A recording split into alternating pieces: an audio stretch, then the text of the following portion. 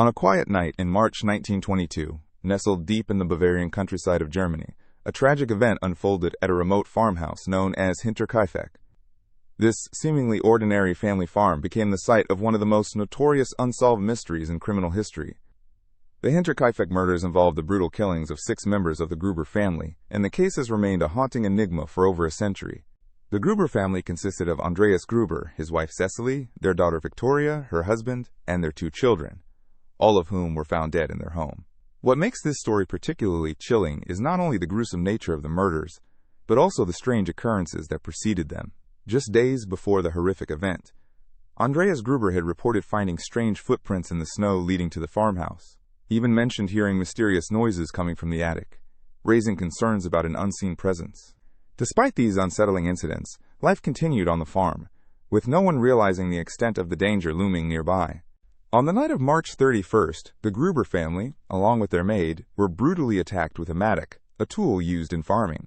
Each member of the family met a horrific end, and what followed became a bewildering investigation, as authorities were puzzled by the lack of motive and the circumstances surrounding the crime. The perpetrator was never found, and the case quickly became one of Germany's most infamous cold cases. The aftermath left the small community in shock. Investigators interviewed neighbors, searched for clues, and conducted autopsies, but there was a striking absence of valuable evidence. The overwhelming silence at the crime scene was punctuated only by the whispers of locals, who began to speak of ghostly figures and unexplained happenings in the woods surrounding the farm. Some even claimed that the spirits of the Gruber family lingered in the area, unable to find peace. People around the world have tried to piece together what happened that fateful night, but the case has become a labyrinth of theories and speculation. Some believe it was an outsider who committed the acts, while others think it could have been someone from within the family circle. A variety of suspects have emerged, including disgruntled workers and vengeful ex-lovers, but none of these theories have ever been substantiated. Even the detective work that followed was marked by its own oddities. Several witnesses reported seeing suspicious figures near the farmhouse around the time of the murders, yet no one could identify them. Conflicting stories emerged from locals, adding to the confusion. The farmhouse itself remained uninhabited for years following the tragedy, and it gradually fell into disrepair, almost as if it were a living entity mourning the loss of its inhabitants. As decades passed, the Hinterkaifeck farmhouse became a focal point of macabre tourism, drawing in those intrigued by unsolved mysteries and true crime stories. Books and films have added to the folklore, bringing the tale to a wider audience. The Gruber family has been immortalized, not only as victims, but as central figures in a story that speaks to the darkest corners of humanity and the inexplicable nature of evil. There were even attempts to bring the case back to the forefront in modern times. Over the years, advancements in forensic science led to new enthusiasm among amateur sleuths and professional investigators alike. DNA testing and other modern techniques breathed new life into the investigation, but so far, they have led only to dead ends. The eerie sense of unsolved history surrounding Hinterkaifeck continues to enchant and terrify those who hear about it. Disturbing accounts persist, filled with echoes of the past.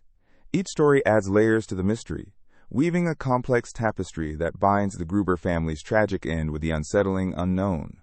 In moments of quiet reflection, one might find themselves imagining the Gruber family going about their daily lives, tending to the livestock, and embracing the tranquility of rural life, a stark contrast to the dark fate that awaited them. The whispers of the past linger in the air, reminding us that some stories remain unresolved, tantalizingly just out of reach of comprehension. To this day, the Hinterkaifeck murders provoke a range of emotions: horror, sadness, and even fascination. It is a story that bridges generations, capturing imaginations and sparking the relentless pursuit for truth. As new enthusiasts enter the fold and the allure of unsolved mysteries draws them in, it becomes clear that the haunting legacy of Hinterkaifeck will continue to echo on, inspiring countless discussions, debates, and explorations into the unknown. The world remains captivated by the enigma surrounding Hinterkaifeck. Each detail, no matter how small, brings with it the weight of human tragedy intertwined with the allure of mystery. As the seasons change and time passes, as long as there are those willing to remember and ponder, the story of Hinterkaifeck will live on, forever trapped in the shadows of unanswered questions. This chilling case serves as a reminder of the fragility of life and the dark potential that lies within, lurking where we least expect. It urges us to look closely at the world around us, to appreciate the mundane beauty of our surroundings, and to recognize that sometimes hidden truths remain just beneath the surface, waiting to be discovered. The tale of the Hinterkaifeck Murders stands as a testament to this unsettling reality, one that continues to spark our curiosity and compel us to dig deeper into the enigma that is humanity. As we step away from the narrative of the Gruber family, we can reflect on our own lives and the lives of those we cherish. Behind every face, there are stories untold, mysteries embedded within our personal histories. Will we uncover them, or will they remain sealed in the archives of our minds, whispering secrets that beckon us to uncover the hidden truths? The Hinterkaifeck Murders compel us to observe not just the world outside, but the intricacies of our existence, drawing us to reflect on how quickly life can change and how deeply intertwined our fates can become. The past, much like an open book, leaves us with pages yet to be read, chapters waiting to be explored. In honoring the memory of the Gruber family, we also honor the stories yet to be told, and the secrets that remain buried deep in the annals of history, just waiting for someone brave enough to unearth them. And so, as we pause to ponder the unsettling legacy of Hinterkaifeck, we acknowledge the delicate balance of light and dark, of life and death. Stories may echo across time, but the emotions they evoke remain ever present, weaving through the fabric of our lives. Each unresolved case, each unsolved mystery, invites us to engage with the enigmas of existence and encourages us to seek understanding in a world filled with shadows. The Hinterkaifeck Murders remind us that while we may never find concrete answers, the quest for truth itself holds immense value. It urges us to venture beyond the familiar and delve into the unknown, where darkness and light intermingle freely. And so we are left with the haunting tale of the Gruber family, a story that transcends time, inviting us to reflect, explore, and appreciate the mysteries that surround us every day. As we navigate our own journeys, let us do so with curiosity, compassion, and an open heart, forever listening to the whispers that carry the echoes of lives once lived and lost. With every inquiry, may we embrace the spirit of investigation, resolute, yet gentle, as we honor the unknown and strive to shine a light in the places where shadows still linger. It teaches us that while some stories may remain unresolved, they are nonetheless worth remembering, for they weave the rich tapestry of our collective history and the human experience. Amidst the silence of the past, we can find lessons and reflections that resonate within us, encouraging us to appreciate the beauty of connection and community. As we observe the world around us, it is crucial to recognize the layers of our existence, for it is often in those layers that we discover the profound mysteries that bind us all together. Hinterkaifeck serves as a reminder that these mysteries invite contemplation, discussion, and, ultimately, understanding. Each fragment of this story emphasizes the importance of looking beyond the surface and cherishing the lives and stories that occupy our shared space. It compels us to embrace the present while never forgetting the past, as we learn from it, share in its wisdom, and carry its lessons forward into the ever-unfolding narrative of life. As we close the chapter on this tale, we leave with the echoes of another moment in history, knowing that while the truth of Hinterkaifeck may remain shrouded in mystery, the sadness and horror of that night will linger on, etched forever in the memory of humanity. It is a story of loss and intrigue, reminding us to cherish each day, to protect those we love, and to keep the flame of curiosity alive as we continue to seek out the hidden truths that lie just out of reach in our own lives. The Zodiac Killer is a name that sends chills down the spine and sparks intrigue across generations. This enigmatic figure operated in Northern California during the late 1960s, and his identity remains a mystery more than 5 decades later. The story begins in December 1968, with the killings of high school students Betty Lou Jensen and David Faraday near Vallejo. This would mark the start of a series of gruesome events that would haunt communities and confound law enforcement. What sets the Zodiac Killer apart from others in true crime history is his method of communication. While many criminals may try to evade law enforcement quietly, the Zodiac took a different approach. He reveled in the attention and taunted police with cryptic letters. The first of these letters was sent in July 1969 to the San Francisco Chronicle, claiming responsibility for the murders, and including a cipher that the receiver could not immediately understand. He encouraged the public to decode the messages, asserting his confidence in his cunning. These letters not only carried chilling messages, they also included a series of ciphers and codes that challenged some of the brightest minds. The Zodiac Killer had a fascination with puzzles, and his most famous cipher, known as the 340-character cipher, was sent in November 1969. It wasn't until over 50 years later, in December 2020, that amateur cryptographers finally cracked the code, revealing a disturbing message filled with references to his killings and a love for chaos. This puzzle element piqued the curiosity of both amateur and professional sleuths alike, leading to a fanbase that continues to grow. The Zodiac's letters were not just empty taunts. They often included personal details or eerie observations about the crimes, leaving police bewildered. For example, one of his letters included a claim that he had killed 37 people, a number far higher than those confirmed at the time. The sheer audacity of asserting that he could be responsible for more deaths kept the public on edge, and the media fueled the fire by broadcasting these letters widely, inviting more people into the enigma. One peculiar aspect of the Zodiac's communication was the way he signed off his letters, often with a symbol that became infamous, a circle with a cross through it. This mark went beyond the communication and turned into an eerie brand of fear and fascination. As he became an icon in the annals of unsolved crime, detectives and amateur investigators alike began to theorize about his character. Some believed he was highly intelligent and cunning, while others suggested he could be just a common criminal looking for attention. As the 1960s progressed, several more murders were linked to the Zodiac Killer, including the tragic deaths of Darlene Ferrin and Michael Mageau in 1969. In each case, the killer's method seemed to evolve, which made his profile even harder to form. The subsequent stabbings of Cecilia Shepard and Brian Hartnell, where he approached the couple disguised in a hooded outfit, further fueled public terror. The direct confrontation and the Zodiac's calm demeanor suggested his boldness and sense of invulnerability. Despite numerous suspects and ongoing investigations, law enforcement never succeeded in apprehending him, and many leads have turned cold over the years. The killer's laughter echoed in the ears of law enforcement and those affected by violence. As a series of detectives endeavored to piece the puzzle together, they found their efforts increasingly complicated by the killer's clever maneuvers. The Zodiac Killer's legacy expanded beyond mere crime. He became intertwined with pop culture.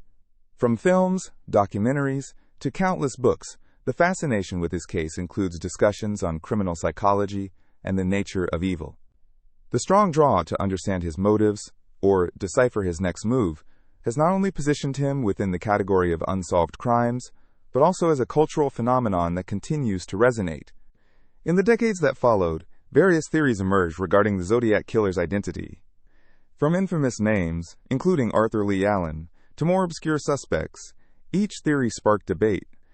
Some insist that the killer's identity has been overlooked in plain sight, suggesting perhaps an ordinary person living in the community.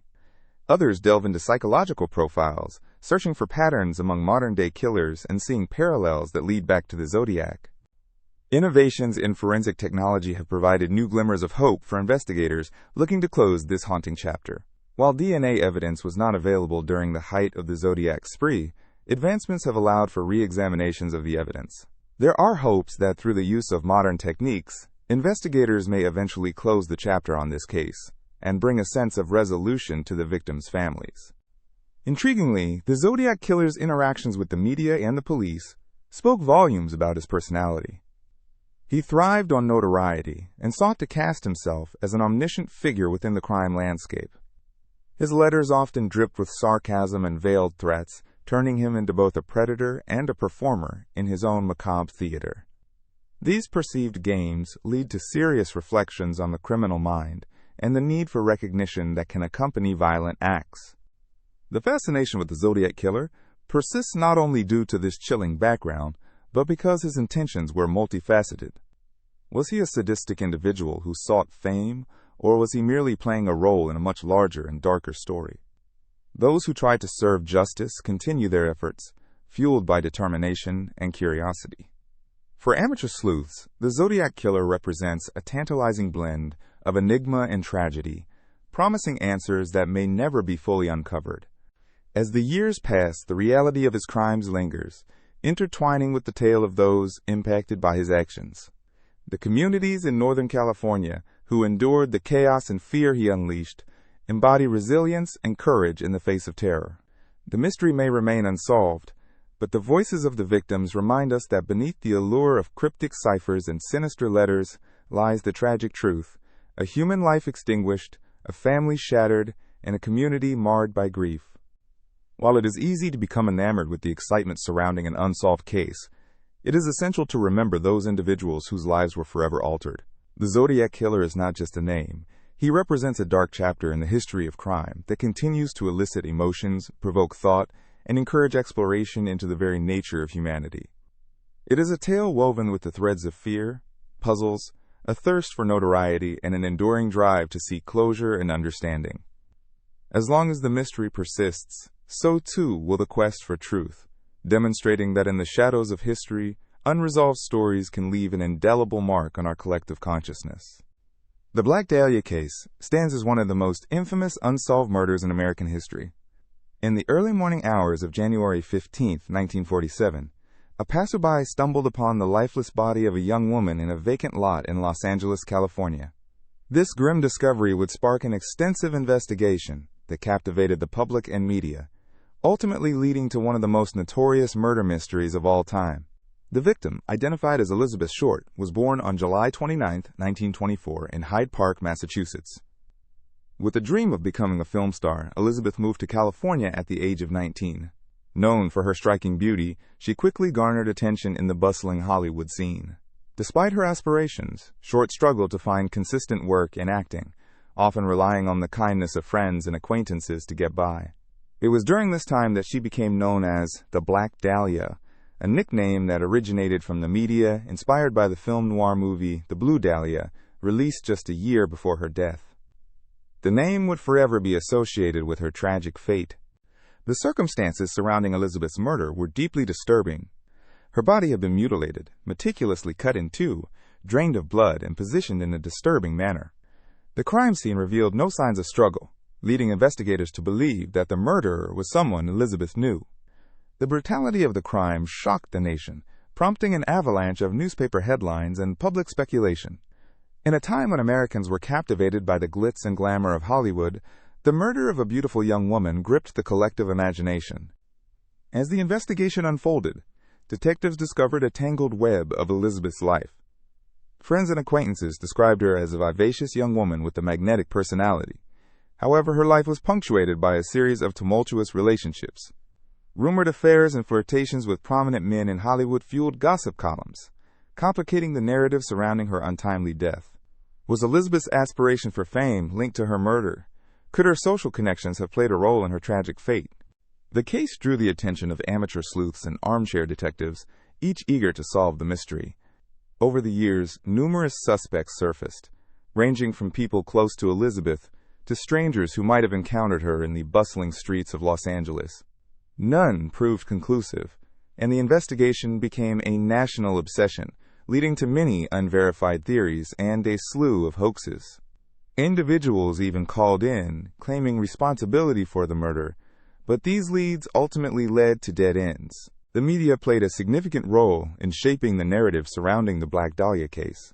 Newspapers published sensationalized accounts of Elizabeth's life and gruesome details of her murder. The public's fascination only grew, leading to a slew of biographies, documentaries, and works of fiction centered on her story. Among the most notable was the book The Black Dahlia by James Ellroy, which paints a dramatic picture of the era and heroically details the investigation. Despite the initial fervor, the years pressed on, and the case grew cold.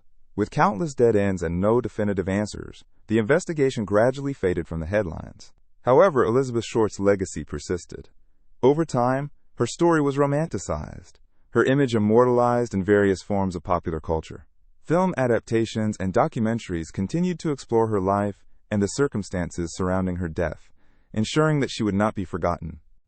In the decades since her murder, numerous theories have emerged, ranging from the plausible to the bizarre. Some suggest she was the victim of a serial killer active at the time, while others believe she was swept up in a high-profile Hollywood cover-up. The lack of solid evidence to support any specific theory left room for speculation and intrigue. The story of Elizabeth Short took on a life of its own, becoming a symbol of the dark underbelly of Hollywood's glamorous facade. New investigative techniques, advancements in forensic science, and the reopening of cold cases reignited hopes for resolution in the Black Dahlia case. Today, with the help of modern technology, some remain optimistic about solving this mystery that has lingered for over 70 years. Even in the age of information, the enigma of Elizabeth Short continues to haunt the public consciousness. The fascination with the Black Dahlia encompasses not only the details of the murder itself, but also the societal attitudes and cultural context of the time.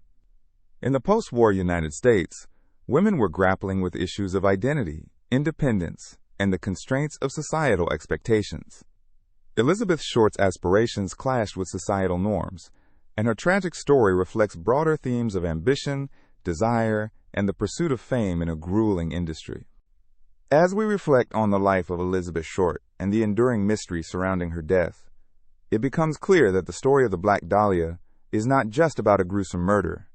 It is about the exploration of identity, the quest for fame, and the human stories that continue to be woven into the fabric of history. Her allure and tragedy captivate new audiences, reminding us of the darker side of the pursuit of dreams.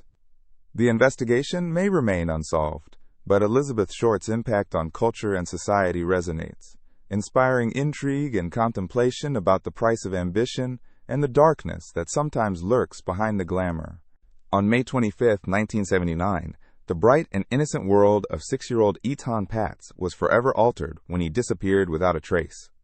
On that fateful morning, Etan, a little boy with an adventurous spirit and a big smile, left his home in the Soho neighborhood of Manhattan to walk to the school bus stop just 2 blocks away. It was a trip he had made many times before. However, this day would be different. Etan never made it to school. Etan's disappearance sent shockwaves through the local community and beyond. His parents, Stanley and Julie Patz, were gripped with fear and heartbreak as they searched for their son. They immediately contacted the police and neighbors, creating a desperate outpouring of concern. The case caught the attention of the media, and soon it was a front-page story, bringing national awareness to the tragedy that had unfolded. The investigation into Etan's disappearance was extensive and complex.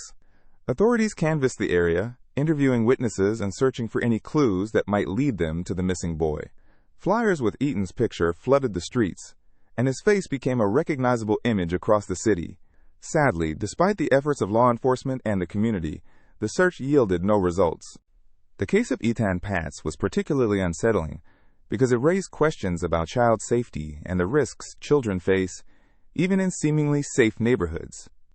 It became a catalyst for societal change in the way communities approached the protection of their children. The lack of answers only deepened the community's resolve to advocate for enhanced measures to ensure the safety of children. In 1983, 4 years after Etan's disappearance, the case took a dramatic turn when a suspect emerged. A former neighborhood handyman, Jose Antonio Ramos, was arrested and questioned, but ultimately did not face charges due to a lack of evidence. Despite this setback, the case remained alive in the public consciousness. The portrayal of Etan in media and discussions about missing children became a symbol of the need for vigilance and protective measures. The impact of Etan's case extended beyond New York City. It spurred the formation of initiatives aimed at raising awareness about child abduction. Just a year after Etan went missing, the National Center for Missing and Exploited Children was established. This organization has worked tirelessly to safeguard children across the United States by offering resources, support, and educational programs for parents and communities. As the years passed, the quest for answers continued. The Patz family remained resolute in their efforts to find closure. In 2001, the case was reopened, and investigators pursued a new lead. A former neighborhood resident claimed to have seen Etan after he went missing, reigniting hope. However, these leads often led to frustration, further illustrating the challenges faced when investigating long, cold cases. In 2010, a significant breakthrough occurred when a convicted child molester named Pedro Hernandez confessed to killing Etan in 1979. The confession detailed the horrifying events that allegedly unfolded that day. However, skepticism surrounded Hernandez's statements, and with no physical evidence to back them up, the case remained unresolved within the depths of the legal system. Despite the complexities and ongoing challenges, the legacy of Etan Patz lives on. The case has become a reference point for discussions on child safety and awareness. Schools and communities now emphasize child safety education at an early age, teaching children about the importance of staying safe and recognizing trusted adults. On May 25, 2019, the 40th anniversary of Etan's disappearance, the New York City community came together to honor his memory. Vigils, discussions, and educational events took place, serving as reminders of the importance of safeguarding children. The case still resonates deeply, a bittersweet emblem of love and loss, but also a source of motivation to promote awareness and prevention. The story of Etan Patz is not merely a chronicle of a tragic event, but a pivotal chapter in American history that highlights the necessity for awareness and action in safeguarding our most vulnerable. It underscores the collective responsibility to protect children, providing educational strategies to ensure they can navigate the world safely. The legacy of Etan remains relevant, serving as a symbol of the progress made and the work left to be done in the pursuit of child safety and protection. In reflecting on the heartbreaking story of Etan Patz, we find a powerful reminder of how a community can unite amidst tragedy. The outpouring of love and support that followed his disappearance illustrates the resilience of humanity. Each year, as individuals and families recall Etan's story, it serves as a rallying point for continued vigilance and advocacy, ensuring that such a tragedy never fades from memory. Ultimately, the case of Etan Patz teaches us that even in the darkest of circumstances, hope can endure. The memory of Etan, a little boy with dreams and laughter, continues to inspire conversations about child safety, prompting society to learn from the past and strive for a future where every child can feel secure and loved in their environment. In the late summer of 1888, the streets of Victorian London were gripped by terror, casting a long shadow on the city's reputation. A figure emerged from the darkness, an enigmatic presence that would haunt the collective memory of the time. This figure is now widely known as Jack the Ripper, a name synonymous with fear and mystery. His identity remains undiscovered to this day, and the chilling events of that autumn continue to captivate historians, criminologists, and the curious at heart. The story begins in the impoverished Whitechapel district of London, a place rife with poverty, overcrowding, and a backdrop of industrial gloom. Here, amid the gaslit streets and the hustle of market vendors, a series of gruesome murders unfolded, leaving the community paralyzed with dread. The victims, predominantly women, were drawn from the margins of society, often struggling with poverty, addiction, or life in the dark corners of the bustling city. The first of the canonical 5 victims was Mary Ann Nichols, whose body was discovered on August 31, 1888. Nichols, a woman in her 40s, had faced a life filled with hardship. The brutality of her murder was shocking, as her throat had been slashed and her body mutilated. This marked the beginning of a chilling spree that would leave a permanent mark on the history of crime. Just 1 week later, the body of Annie Chapman was found in the backyard of 29 Hanbury Street. Like Nichols, Chapman suffered a gruesome fate. Her throat had also been cut, and her abdomen was horrifically mutilated. It was by these violent acts that Jack the Ripper secured his legacy as a figure of fear. His crimes were not only savage but also calculated, suggesting an unsettling intelligence behind them. The murders drew the attention of the press, and sensational headlines splashed across newspapers stoked the public's imagination. The combination of the era's fascination with crime and the burgeoning field of journalism created a media frenzy. Details of the murders were reported with a mixture of sensation and shock, turning Jack the Ripper into both a monster and a mystery. Some newspapers even began printing letters purportedly written by the Ripper himself, taunting the authorities and further inflaming public fear. As each murder occurred, the police were desperate to catch this elusive killer. The investigation brought together a number of detectives, each determined to unravel the twisted threads of the case. They faced no small challenge. The streets of Whitechapel were filled with shadows, and the lack of forensic technology meant they were grasping at straws. Every clue was analyzed, from the bloodied cloth found at a murder scene to the testimonies of local residents who had heard or seen something just before the killings. The autumn weather turned grim as the murders continued, creating an atmosphere thick with tension. A chilling aspect of the Ripper's crimes was the way they unfolded in public spaces, often in the dead of night, leaving witnesses traumatized and communities in shambles. The discovery of Elizabeth Stride's body on September 30th was another blow. Once again, the brutality of the act raised questions about the nature of the killer. Stride, known as Long Liz, was found in Dutfield's yard, her throat neatly slashed but with no further mutilation. This difference sparked debates among investigators, suggesting that the Ripper may have been interrupted, or that there might be more than one killer at large in the city. Later that same night, the body of Catherine Eddowes was found in Mitre Square. The state of her remains revealed the killer's escalating violence.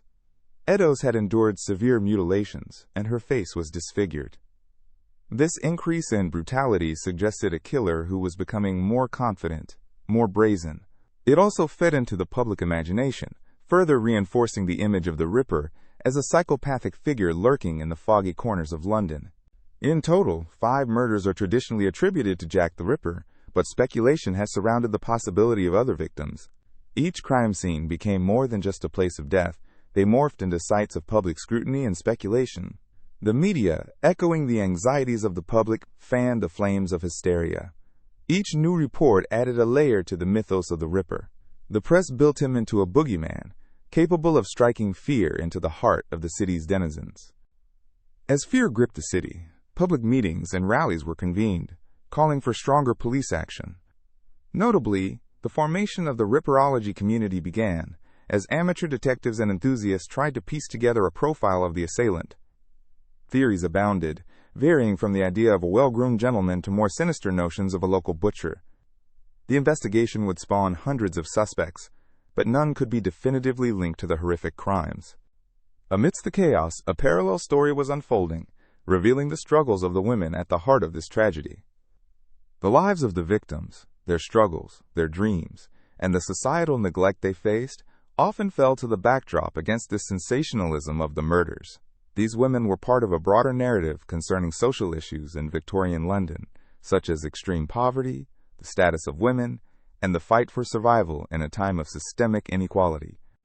History took a turning point with the police's establishment of new methods and techniques in the realm of criminal investigation.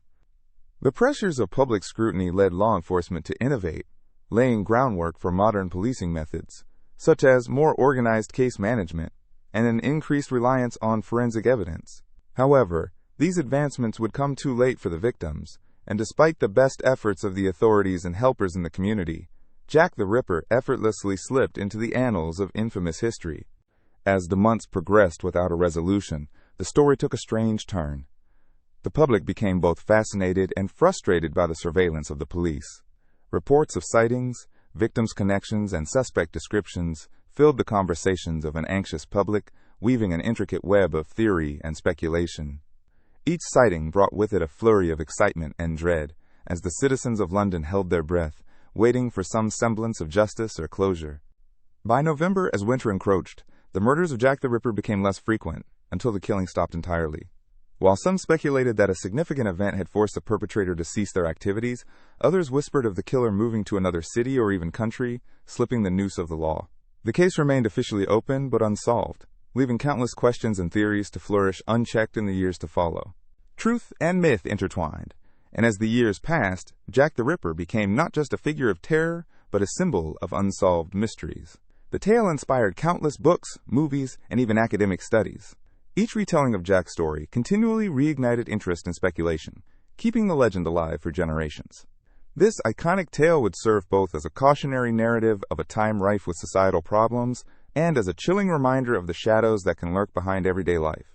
Scholars and amateur historians alike have sought to unmask the identity of the Ripper, leading to an extensive range of theories and discussions about the true nature of the man's character. Some have suggested he was a member of the upper class, able to blend into society with ease. Others propose that he was a local resident who understood the streets so well he could navigate them without detection. Each theory, while intriguing, often lacks definitive evidence, leaving the mystery unsolved. As we reflect on the legacy of Jack the Ripper, it is essential not only to revisit the facts surrounding those horrific autumn nights of 1888, but also to consider the broader implications of the societal conditions that enabled such events to occur. The case raises fundamental questions about social responsibility, the plight of vulnerable individuals, and the need for vigilance in addressing inequities that allow darkness to creep unnoticed into the heart of society. The saga of Jack the Ripper endures, not merely as a tale of a murderer, but as a sobering reflection on human nature, the complexities of society, and the mysteries that can evade resolution. In many ways, it serves as a reminder that some shadows may never fully be lifted, and some stories may remain forever cloaked in enigma. The streets of Victorian London may have moved on, but the specter of Jack the Ripper continues to linger, challenging our understanding of crime and morality, then and now. In the early 20th century, the city of New Orleans was enveloped in a wave of terror that left residents living in fear. This dark chapter in the city's history is remembered for its mysterious and brutal killings attributed to a figure known only as the Axeman of New Orleans. The story begins in 1918, a time when the city was thriving with jazz music, rich culture, and a vibrant community. Yet lurking in the shadows was a faceless killer who would soon grip the city with dread. The first of the Axeman's attacks occurred on May 22, 1918, when a grocer named Joseph Maggio and his wife Catherine were discovered brutally murdered in their home. The couple was bludgeoned with an axe, which was taken from their own tool shed. The crime scene was horrific, highlighting not just the violence of the act but also the audaciousness of the killer. What made this crime particularly unsettling was that it was committed in the dead of night, with neighbors unaware of the terror unfolding just next door. As news of the Maggio murder spread, panic began to grip the community. The Axeman did not stop with the Maggios. Over the next several months, a string of similar murders occurred, each sharing chilling similarities. Victims were typically involved in the Italian community, a fact that led to speculation about the motivation behind the attacks. The pattern was unmistakable, and fear permeated the streets of New Orleans as the police struggled to provide answers. In March of 1919, the body of a woman named Sarah Lohman was discovered in her home, also with signs of having been viciously attacked by the axe. Each death further fueled the rumors, with residents increasingly convinced that they were being hunted by a malevolent spirit. The city's police department was overwhelmed, and despite their efforts, the Axeman remained elusive, obscured by an aura of mystery. Then, in the turn of events that shocked the public, the Axeman himself penned a letter to the local newspaper, the Times-Picayune. In this eerie correspondence, he claimed to be a musician who played the piano at night. He announced his intention to attack again, but with a peculiar twist. He invited the people of New Orleans to play jazz music in their homes on a designated night, suggesting that it would spare them from his wrath. The city responded with enthusiasm, holding jazz parties throughout the night. While the Axeman did not strike on that occasion, the atmosphere of dread was palpable, and the incident only deepened the mysteries surrounding him. Each victim's story represented a personal tragedy, creating a ripple effect that reverberated throughout the community. Families were shattered, and their grief became a poignant reminder of the violence that had overtaken their lives. The local authorities became increasingly desperate to solve the case, but were met with further challenges. The widespread distrust in police methods left many unwilling to cooperate or share information. As the months went on, more individuals fell victim to the Axeman's lethal spree. The public's fear turned into fascination, with the Axeman becoming a sort of urban legend, a subject of speculation and media frenzy. Novelists, journalists, and amateur sleuths tirelessly searched for clues, piecing together timelines and motives, but the mystery only deepened. Who was this killer? What drove him to commit such heinous acts? These questions remained unanswered, leading to numerous theories and urban legends. Despite the extensive media coverage, the Axeman's identity proved to be elusive. In 1919, the police made various arrests based on circumstantial evidence and the testimony of eyewitnesses, but no one was ever definitively linked to the crimes. The investigation seemed to lose steam as tips dwindled and interest waned. Witnesses who had initially stepped forward began to recede into the background, overwhelmed by fear and the attention of the law enforcement efforts. The assassination spree continued to haunt the city, while leaving in its wake a legacy of unresolved issues. As the year drew to a close, the Axeman worked in silence, slipping through the city unnoticed, a specter that haunted the dreams of a populace grasping for security. The question of the Axeman's identity loomed large, with many believing that he was a local, someone embedded within the community who used the very familiarity of the city to navigate undetected. More than a century later, the Axeman of New Orleans remains one of the most infamous unsolved cases in American criminal history. This blend of fact and folklore has kept the tale alive in the collective memory of the city. Many have been fascinated by the notion that the heart of New Orleans, with its vibrant culture and rich history, could be the backdrop for such brutality. Specialists, historians, and amateurs alike continue to dissect the Axeman's story, attempting to peel back the layers of mystery that surround him. The blending of the musical history of New Orleans with its darker criminal past creates an intriguing juxtaposition. Questions about his potential motives, Were they purely personal, or were they connected to the cultural and societal tensions of the time, remain largely unanswered, sparking debates and further investigation. The impact of the Axeman's reign of terror on the community can still be felt today.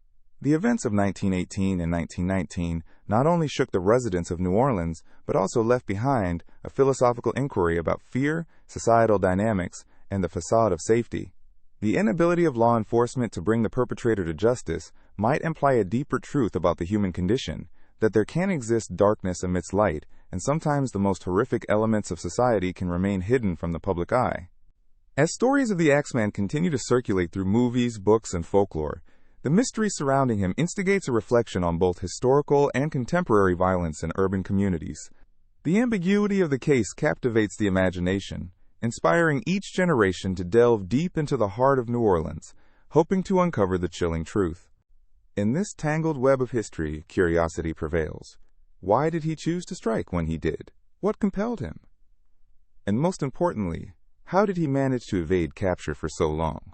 Like all unresolved mysteries, the legend of the Axeman of New Orleans leads us to explore the layers of humanity, the good, the bad, and everything in between.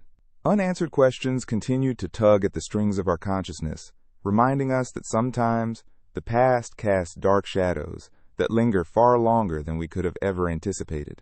The Axeman remains an enigma, a figure shrouded in uncertainty, yet undeniably a part of the fabric of New Orleans history. And perhaps, as we gaze into the depths of this mystery, we are reminded that the allure of the unknown can be both frightening and captivating, drawing us ever closer to the searching for answers, even in the dark. In the heart of Philadelphia, in 1957, an unsolved mystery began to unravel, captivating the attention of a nation and leaving a profound mark on the true crime scene. It all started on February 25th, when an unnamed boy was discovered in a cardboard box on a remote stretch of a dirt road in the Fox Chase neighborhood of the city. He was approximately 4 to 6 years old, weighing around 30 pounds, with short, light brown hair. This tragic discovery sparked one of the most enduring mysteries in American crime history. The boy was found by a man who was out checking his muskrat traps, an innocent pastime that would soon lead him to a scene no one could have predicted. The box in which the boy was placed was an old, worn-down container that was typically used to transport a large appliance. Within that box lay the lifeless body of a child, wrapped in a plaid blanket. The conditions in which he was found raised many questions. Who was he? Where did he come from? And, most importantly, how did he end up there? Upon investigations, law enforcement officials faced a challenge. The child was unidentifiable. A post-mortem examination revealed that he had been malnourished and likely had been subjected to physical abuse. These grim findings painted a portrait of a child who had experienced significant hardship. Despite the efforts of the police, the boy's identity remained a mystery. This sad situation was all the more heartbreaking as the boy was eventually nicknamed the Boy in the Box. As news of this grim discovery spread, the public's interest grew. Flyers with the boy's image were circulated, and citizens from all walks of life joined in the search for answers. People from various neighborhoods and backgrounds felt a collective sorrow for the innocent child, prompting them to come forward with information, though none led to a solid conclusion. They hoped that someone, somewhere, might recognize the boy or have vital insights. In the days that followed, various theories began to emerge. Some speculated that he had been a victim of a child abuse case that went unnoticed for far too long. Others proposed that he may have been abducted from a loving home, only to be cast aside as if he were nothing more than a lost piece of trash. What made it particularly haunting was the idea that in the bustling city of Philadelphia, someone was mourning the loss of this child, while the rest of the world remained oblivious to his plight. Tracking the progress of the investigation revealed its complex layers. Detectives found that the boy had blue eyes, and even his clothing offered little clues. The plaid blanket in which he was wrapped was a common type of blanket, further clouding the circumstances of his identity. Efforts were made to reconstruct his face using forensic techniques, allowing the world to see and understand the little boy who had once been so full of potential and hope. As the investigation continued, a few leads appeared on the horizon. Witnesses reported seeing a boy matching the child's description play around the area before his body was discovered. They mentioned a woman who may have been seen with him, giving rise to various theories about his origins. However, each lead eventually grew cold, showing the often unpredictable nature of investigations into missing persons. As the years progressed, the mystery remained open, evolving into a century-long enigma. The Boy in the Box captured the hearts and minds of those wanting to pursue justice for a child who had none. In the years following his discovery, various organizations and individuals dedicated time and efforts to uncover his identity.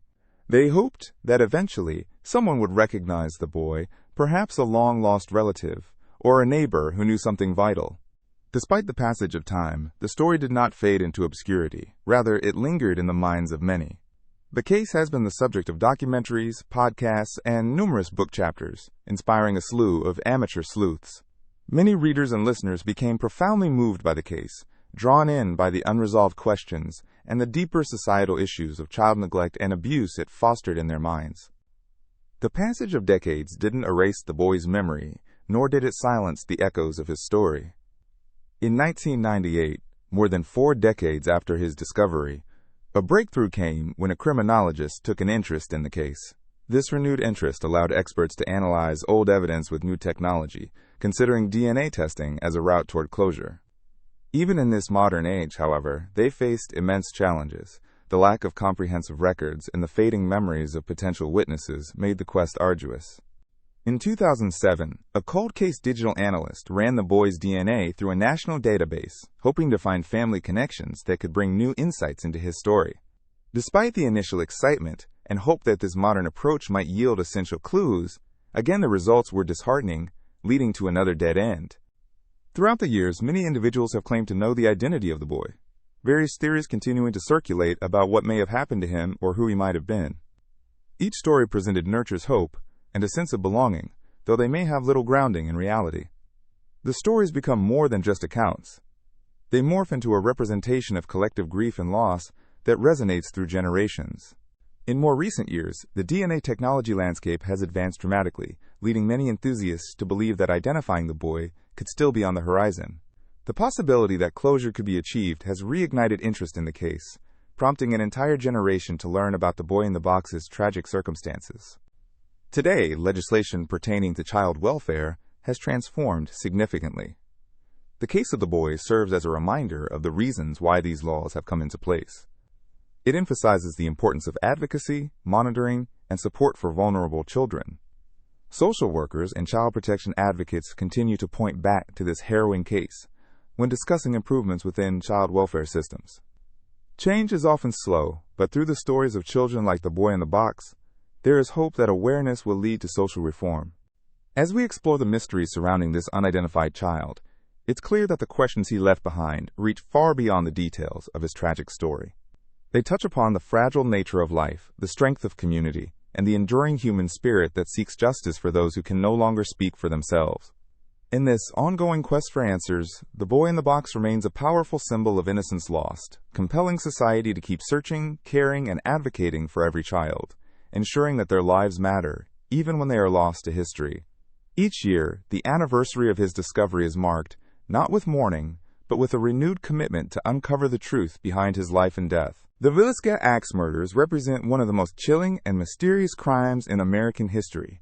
The story begins on a fateful night in June 1912 in the small town of Villisca, Iowa, where an ordinary family would become the victims of an unspeakable horror. The Moore family, consisting of parents Josiah and Sarah, along with their 4 children, were well known and well liked in their community. They had gathered for a peaceful night at home, with 2 young friends, Lena and Ina Stillinger, staying over for the evening. Little did they know that this friendly gathering would end in tragedy. On the evening of June 9th, Josiah, a local businessman, had taken his family to church for a special service. The community was vibrant, with a sense of togetherness that was a hallmark of small-town life. After the evening service, the Moores and the Stillinger girls returned home. They appeared to have ingested the tranquility of the night, filled with laughter and stories. As the town slumbered, an unknown intruder entered their modest home. Using an axe, the assailant committed a horrendous act of violence that would forever stain the town of Villisca. The attack was swift and brutal. All 6 victims suffered fatal blows. The killer went through the house methodically, attacking each person in their beds, illustrating an unimaginable level of brutality. The following morning, a neighbor noticed that the Moore family had not emerged from their home. Concerned, he went to check on them and soon discovered the horror within. The scene was chilling. The victims had been viciously and brutally struck in their sleep, leaving behind a horrific crime scene that would later baffle investigators and horrify the community. As news of the murder spread through Villisca and beyond, panic and fear gripped the residents. A town that was once a close-knit community found itself shrouded in an atmosphere of terror. Residents began to question whether the killer was still at large and if they would become the next target. The local authorities quickly stepped in, launching an intensive investigation, but leads came few and far between. The investigation revealed some intriguing clues, but none were definitive. The murderer had left behind little evidence. Police discovered bloody clothes, a muddy shoe print, and an axe resting near the victims. They also found that the murderer had covered the faces of the victims with their bedclothes, leading investigators to theorize that the killer may have had a personal connection to the family. However, further inquiries into Josiah's past, family feuds, and motives yielded no explanations. As the days turned into weeks, the feverish quest for truth continued. The town grieved publicly and privately. The case drew attention from across the nation, and several theories emerged, including ghostly tales and speculation about a transient suspected to have passed through the area around the time of the murders. Suspects were brought in, but none could be definitively linked to the crime. A man named Frank F. was tried and acquitted, stirring up more questions than answers among the townsfolk. The trial was full of drama, capturing the attention of the press and the public. Yet, with each failed lead and trial outcome, the hope for resolution began to fade. Fast forward through the decades, and the case remains a significant part of Villisca's history. Over time, the location itself became a focal point for those fascinated by the macabre and those drawn to paranormal mysteries. The house where the Moore family lived was preserved, and now serves as a somber monument to that fateful night. Some people report experiencing unusual phenomena while visiting the site. Stories abound of flickering lights, strange sounds, and the feeling of an unseen presence. Ghost hunters and paranormal investigators from all over the world have taken interest in the house, leading to numerous investigations. For many, the Villisca Axe Murder House stands not just as a remembrance of a tragic event, but as a symbol of the enduring questions that remain. Over the years, documentaries and books have chronicled the Villisca case. Authors and filmmakers delve deep into the personal lives of the Moore family and explore the historical and cultural context of the time, trying to piece together an understanding of what happened that night. Each recounting can bring forth new theories and fresh perspectives, showcasing just how captivating this unsolved case has been over the years. Despite authorities' efforts and the contributions of amateur sleuths, the Villisca Axe Murders remain an enigma. Many still wonder why the crime remains unsolved after more than a century. The story beckons those who seek truth and mystery. As time moves on, the story of the Villisca Axe Murders teaches us about the fragility of life and community. It reminds us that beneath every familiar facade, darkness can unexpectedly intrude. The memory of the Moore family and the Stillinger girls lingers in the hearts and minds of those who seek justice and an understanding of the events that changed a town forever. As we delve into history, we learn that sometimes questions of the past are left unanswered, serving as a solemn reminder of human vulnerability and the relentless pursuit of truth. The darkness surrounding the Villisca Axe Murders evokes a blend of sorrow and intrigue, leaving a haunting imprint on the pages of history, waiting for someone to illuminate the shadows of the past. Each account and retelling keeps the memory alive, honoring the lives lost and the mystery that still surrounds this tragic event. Perhaps the legacy of Villisca will ignite a spark within someone willing to unlock its secrets. Or perhaps it will remain a haunting tale that captivates the imaginations of all who hear it, a tragic reminder of a moment frozen in time. The Villisca Axe Murders stand as a significant, unresolved chapter in American criminal history, where the echoes of that dreadful night still resonate through the ages.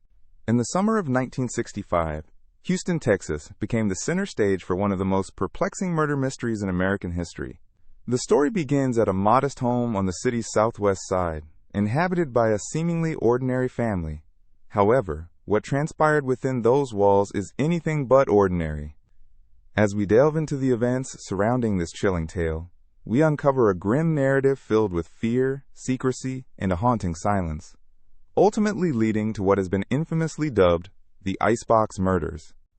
On a warm summer day, neighbors became concerned when they noticed an unusual staleness permeating the air. This unsettling odor intensified over several days, prompting a growing curiosity among those living nearby. It wasn't long before their trepidation escalated, leading to the decision to investigate further. The police soon received a call reporting the need for a welfare check at the residence of Fred and Edwina Rogers. Little did they know that this routine inquiry would unveil a horrific scene that would jolt the community. Upon entering the home, officers were met with a sight that would haunt them for years to come. Inside the family's refrigerator, they discovered human remains, neatly wrapped and chillingly placed. The bewilderment of the officers quickly turned into horror as they processed the ghastly discovery. The investigation revealed the bodies belonged to Fred and Edwina Rogers, a retired couple, well regarded by their friends and neighbors. The brutal manner of their demise and the cold, clinical way in which their remains were stored left investigators grappling with a case that would go down in history as one of the most intriguing unsolved murders. As the investigation unfolded, details emerged that painted a picture of a complex family dynamic. Fred Rogers, an ex-police officer, was known for his peculiar behavior and his inability to form lasting relationships. His wife, Edwina, was described as a nurturing figure, devoted to her husband and her family. However, their seemingly normal appearance masked deeper tensions within the household. The couple had a son, who played a critical role in the narrative but was often shrouded in mystery. While he was known to have a troubled past, his exact relationship with his parents and their influence on him added layers to the already puzzling case. Police were determined to uncover the truth, sifting through a mountain of evidence. The manner of the murders suggested a personal motive, and investigators considered whether family tensions had escalated into violence. Yet, the absence of forensic evidence at the scene posed a significant challenge. The question loomed: who would commit such heinous acts against those they were supposed to love? As the investigation continued, rumors began to swirl, fueling a media frenzy that captivated the public's interest. Speculation about suspects and motives ran rampant, as amateur sleuths and true crime aficionados tried to piece together the fragments of the tragedy. Some suggested that the couple's son had grown resentful and violent, while others speculated about friends, acquaintances, and even distant relatives. Despite extensive efforts, the police were unable to apprehend a suspect.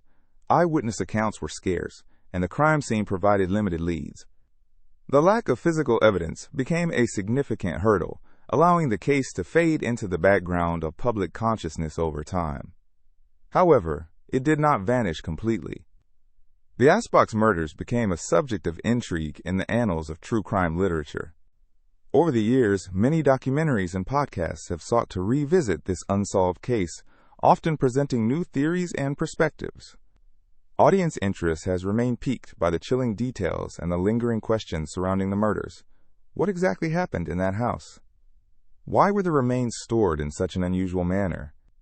As time marched on, the story continued to haunt those who learned about it, circling within the realm of urban legends and chilling bedtime stories.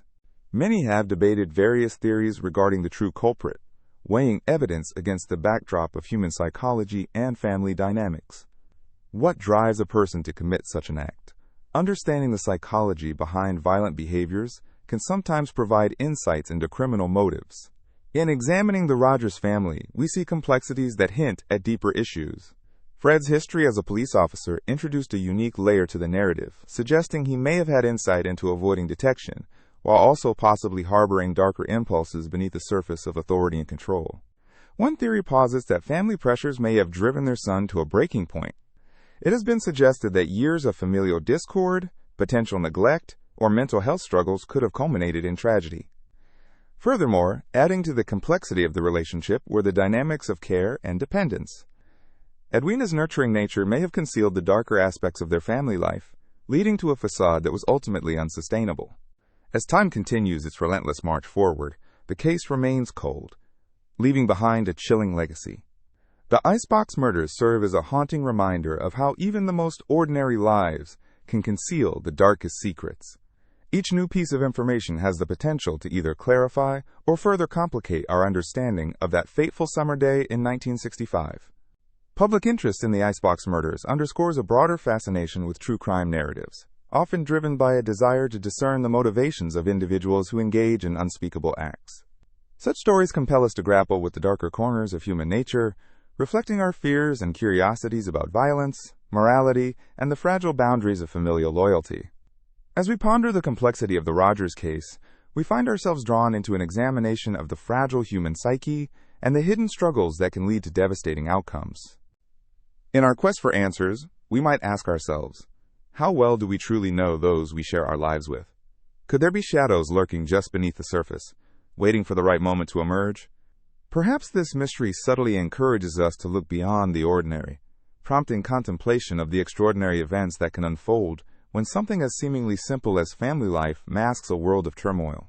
Even with decades separating us from that fateful day in Houston, the Icebox Murders linger in the collective imagination, capturing our attention and chilling our bones.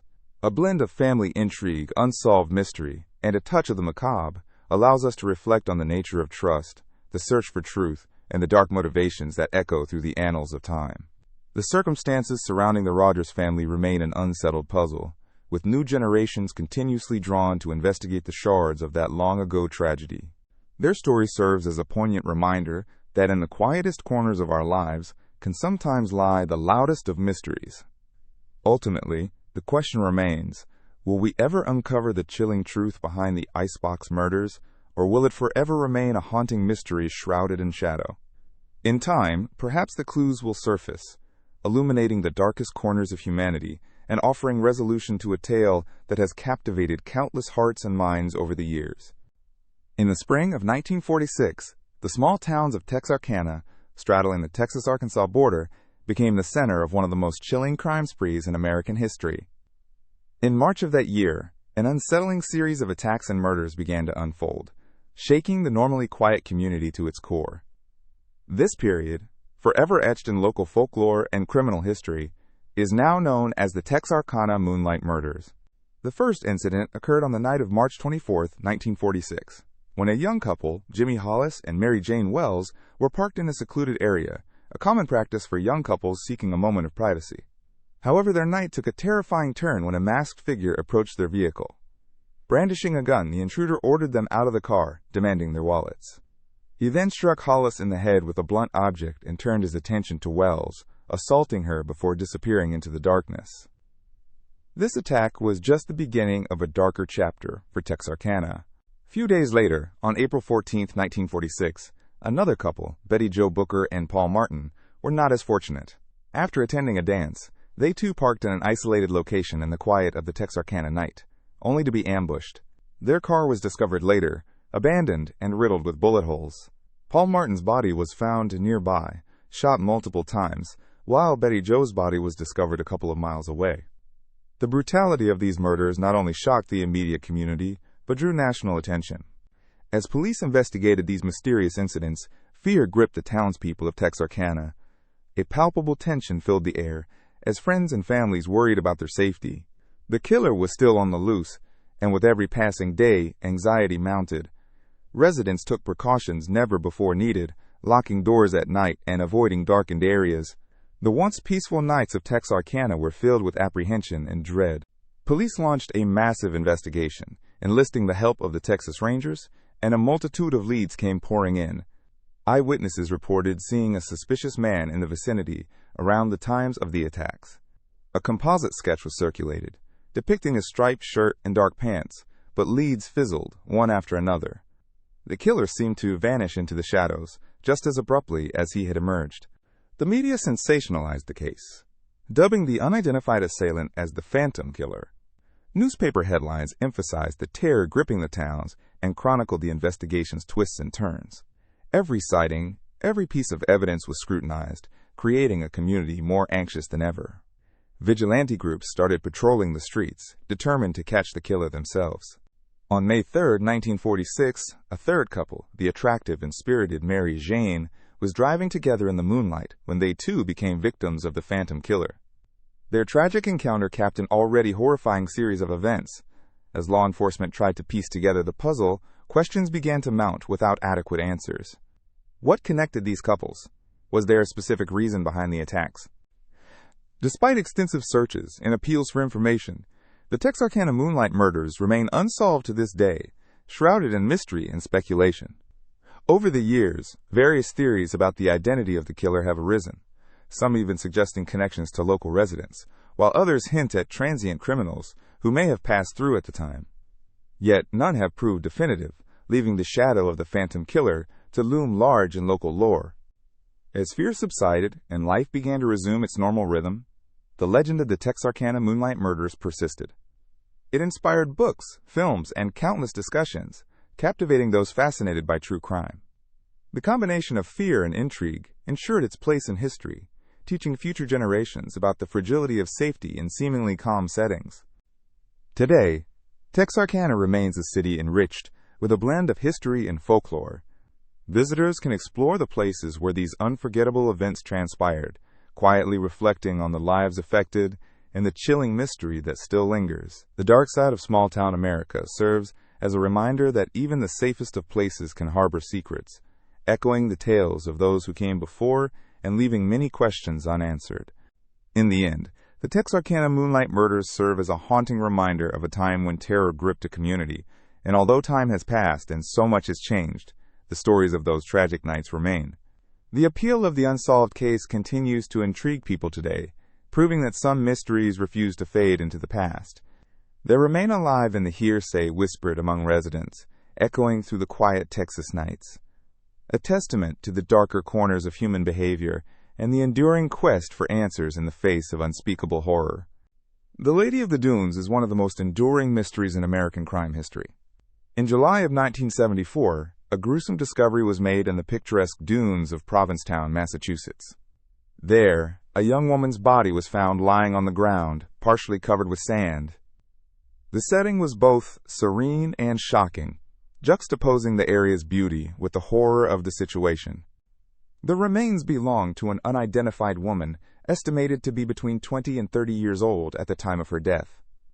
She stood about 5 feet 4 inches tall, had long, wavy brown hair, and had a distinctive appearance that included a unique dental structure. Authorities quickly worked to piece together her identity, but despite their efforts, the woman remained nameless. Circumstances surrounding her death raised many questions. The autopsy revealed she had suffered a violent end. Her skull was found to have been cleaved in two, suggesting a brutal murder. The lack of clothing and personal effects only deepened the mystery. Investigators scoured the surrounding area for clues, but found little evidence to lead them to her killer, or even to discover who she was. Despite the grim nature of the discovery, the case captured public attention. Local media reported extensively on the unidentified woman, who quickly gained the nickname the Lady of the Dunes. Her image was widely circulated, with artists creating reconstructions of her face based on her skeletal remains. People wanted to know who she was. Was she a local resident? A tourist? A woman who had a life full of friends and family, now lost to history? Over the decades, efforts to identify her have been widespread, yet unfruitful. In 1980, a breakthrough occurred when her photo was reconstructed from her skeletal remains, providing a haunting glimpse into the potential identity of the Lady of the Dunes. Despite new technology, including DNA profiling, no matches have been established. As interest in the case persisted, numerous theories emerged. Some suggested she could have been a victim of a serial killer, pointing to similar unsolved cases across the country. Others speculated that she might have been involved in organized crime or linked to the counterculture movement of the 1970s. Each theory, while captivating, lacked concrete evidence to support it. Over the years, dedicated amateur sleuths have kept the case alive, with some even launching their investigative efforts. With individuals coming forward with tips and theories, the mystery of the Lady of the Dunes remains a subject of discussion. Documentaries and podcasts have been produced, bringing renewed attention to the case, and with it, hope that someone may finally share know-how about her identity or the circumstances surrounding her demise. Recently, updated forensic techniques have opened new avenues for investigation. Genetic genealogy, a method that has revolutionized many cold cases, could potentially provide a breakthrough. By comparing the DNA obtained from her remains to online databases, investigators hope to identify her family or known relatives, which could finally reveal her name and the story behind her tragic end. The enduring mystery of the Lady of the Dunes serves as a reminder of the numerous unsolved cases that haunt communities around the world. It raises deeper questions about identity, memory, and the importance of giving a voice to those who have been silenced. Every day, lives come to tragic ends, leaving behind unanswered questions and grieving loved ones. The Lady of the Dunes remains a symbol of the quest for justice, reminding us of our shared humanity. As new efforts continue to bring her story to light, many remain hopeful that one day the Lady of the Dunes will no longer be a faceless victim, but rather a name with a history, family, and closure. Her case encourages us to remember that every individual lost to violence is more than just a statistic. Each person has a story, a life that was once vibrant and full of potential. This enduring mystery has kept her alive in the collective consciousness, urging us to think about who she was and sympathize with those who may still be searching for answers. As advancements in science and psychology emerge, may they pave the way for a solution where once there was none, shedding light on a darkened chapter of history. The Lady of the Dunes is not just a case file. She is a reminder of the complexities of life and mortality, the pursuit of truth, and the deep-seated need for closure that lies within every unsolved mystery. The Cleveland Torso Murders, a series of grisly and mysterious killings that took place in the 1930s, have puzzled true crime enthusiasts and historians for decades. This dark chapter in Cleveland's history is marked by the chilling presence of an unidentified figure known as the Mad Butcher. The name itself brings to mind the heinous acts that took place, leaving behind a trail of victims and a city gripped by fear and intrigue. The murders began in 1935, a time when the nation was still reeling from the effects of the Great Depression. Wealth was scarce, but crime filled the void, and the city of Cleveland was no exception. As residents grappled with economic hardships, they were confronted with an unsettling series of discoveries that would make headlines across the nation. The first identified victim was found in September 1935, when worker Edward Andrassy stumbled upon a dismembered torso in a remote area near the Cuyahoga River. The body was stripped of its head and limbs, and though the police were quick to arrive on the scene, they were left with very few leads. In the weeks that followed, more dismembered bodies were discovered, each more gruesome than the last. The victims were often found in isolated areas, further intensifying the air of mystery surrounding these crimes. One notable case involved a headless corpse discovered in an abandoned lot, which was soon identified as that of a missing man named John Doe. This only added to the numerous cases of missing persons in the Cleveland area, as families began to fear the worst for their loved ones. The dismemberment of the body suggested a killer with a knowledge of anatomy, leading investigators and the public to consider the possibility that the murderer had some form of medical training or experience. As the body count rose, so did the public panic. The press had a field day with the sensational nature of the murders. Newspapers were relentless, with headlines declaring the Mad Butcher was on the loose, a moniker that both intrigued and terrified the citizens of Cleveland. The city found itself at the epicenter of a morbid fascination, as amateur sleuths and curious individuals tried to piece together the mystery behind the killer's identity. Investigations became the focus of many law enforcement agencies, including the Cleveland Police and the Ohio State Bureau of Criminal Investigation. Despite their efforts, the clues were limited and often led to dead ends. Witnesses claimed to have seen suspicious figures in the vicinity of the crime scenes, but these leads either fizzled out or led to wrong suspects. The community was desperate for answers, but the killer continued to evade capture. The lack of evidence left investigators with more questions than answers. Was the Mad Butcher a local resident, or had he traveled to Cleveland with a sinister agenda? As rumors flourished, the police began to face pressure not only from the public, but also from higher authorities. The case required urgent attention, and soon tips began flooding in, many of which turned out to be little more than tall tales or misguided notions. In an effort to contain the rising fear, local police launched an extensive campaign to fuel public awareness about safety and vigilance.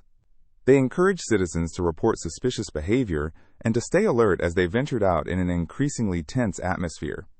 Communities came together to discuss the murders, some even hosting town hall meetings, allowing residents to voice concerns and share information. As months turned into years, the case seemed to grow colder. The year 1938 witnessed the last confirmed murder tied to the Mad Butcher. Investigators continued to search for leads, but new evidence was hard to come by, and the public's fear began to wane, although it lingered in the shadows. Many speculated that the killer had either moved on or died, but the unknown figured heavily in the lives of Cleveland residents. The Cleveland torso murders left a lasting stigma on the city, becoming a ghostly reminder of the dark potential lying beneath the surface of everyday life. Some theorized that the killer was a garbage collector who had known the victims due to their lifestyle choices. Others suggested that he was a medical professional who may have had a personal vendetta against some of his victims. The truth, however, remained elusive. Years later, after the case was considered cold, some residents attempted to further explore the lore of the Mad Butcher, create and share stories that blended fact and fiction. Some accounts drew on the tarot, while others wove urban legends that reshaped the engagement of the populace with their city's past.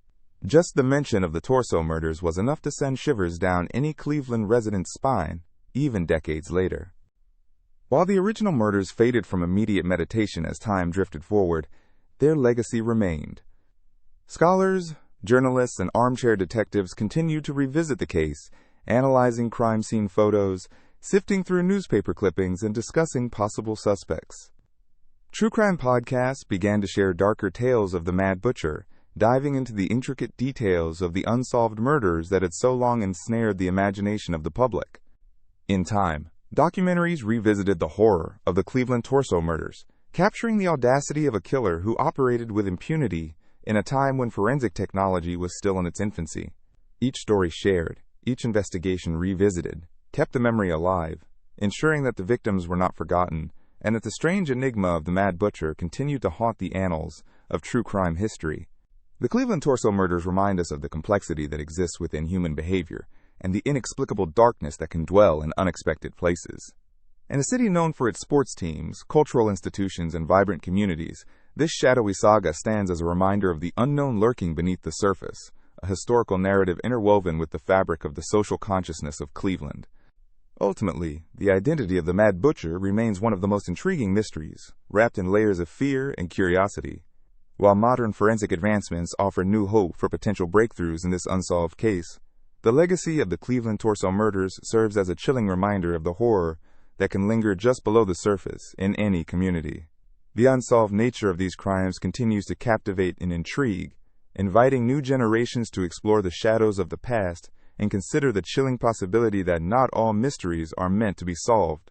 The name Mad Butcher echoes through time, capturing the imagination of those who dare to delve into the dark history of Cleveland and its unresolved fears that stretch back to the 1930s. The Long Island serial killer, often referred to as the Gilgo Beach Killer, represents one of the most perplexing and haunting mysteries in contemporary American crime history. For more than a decade, the eerie landscape of Long Island has been shadowed by this chilling case, which involves the discovery of numerous bodies along the coastal areas, particularly near Gilgo Beach. The saga began in December 2010, when police were searching for a missing woman named Shannon Gilbert, who had last been seen in the vicinity of Oak Beach. During their search, law enforcement personnel stumbled upon a series of skeletal remains in the dense underbrush of the nearby Gilgo Beach area. The initial discovery led to a broader investigation that would reveal the presence of multiple victims, all connected by shared elements that would suggest a serial predator. As investigations progressed, the remains of 10 individuals were located. Most of these victims were women who had been involved in the sex trade, and their bodies exhibited signs of foul play. The discovery of these remains not only startled local residents, but also ignited widespread media attention, drawing interest from citizens and experts across the country. The chilling nature of the crimes and the uncertainty surrounding the identity of the perpetrator fed into growing fears and fascinated speculation. One of the striking aspects of this case is the eerie connection between the victims. These women often advertised their services online and were believed to have traveled to the Gilgo Beach area for encounters with clients. The profiles of these victims revealed tragic stories of individuals whose lives spiraled into a lifestyle fraught with danger and vulnerability.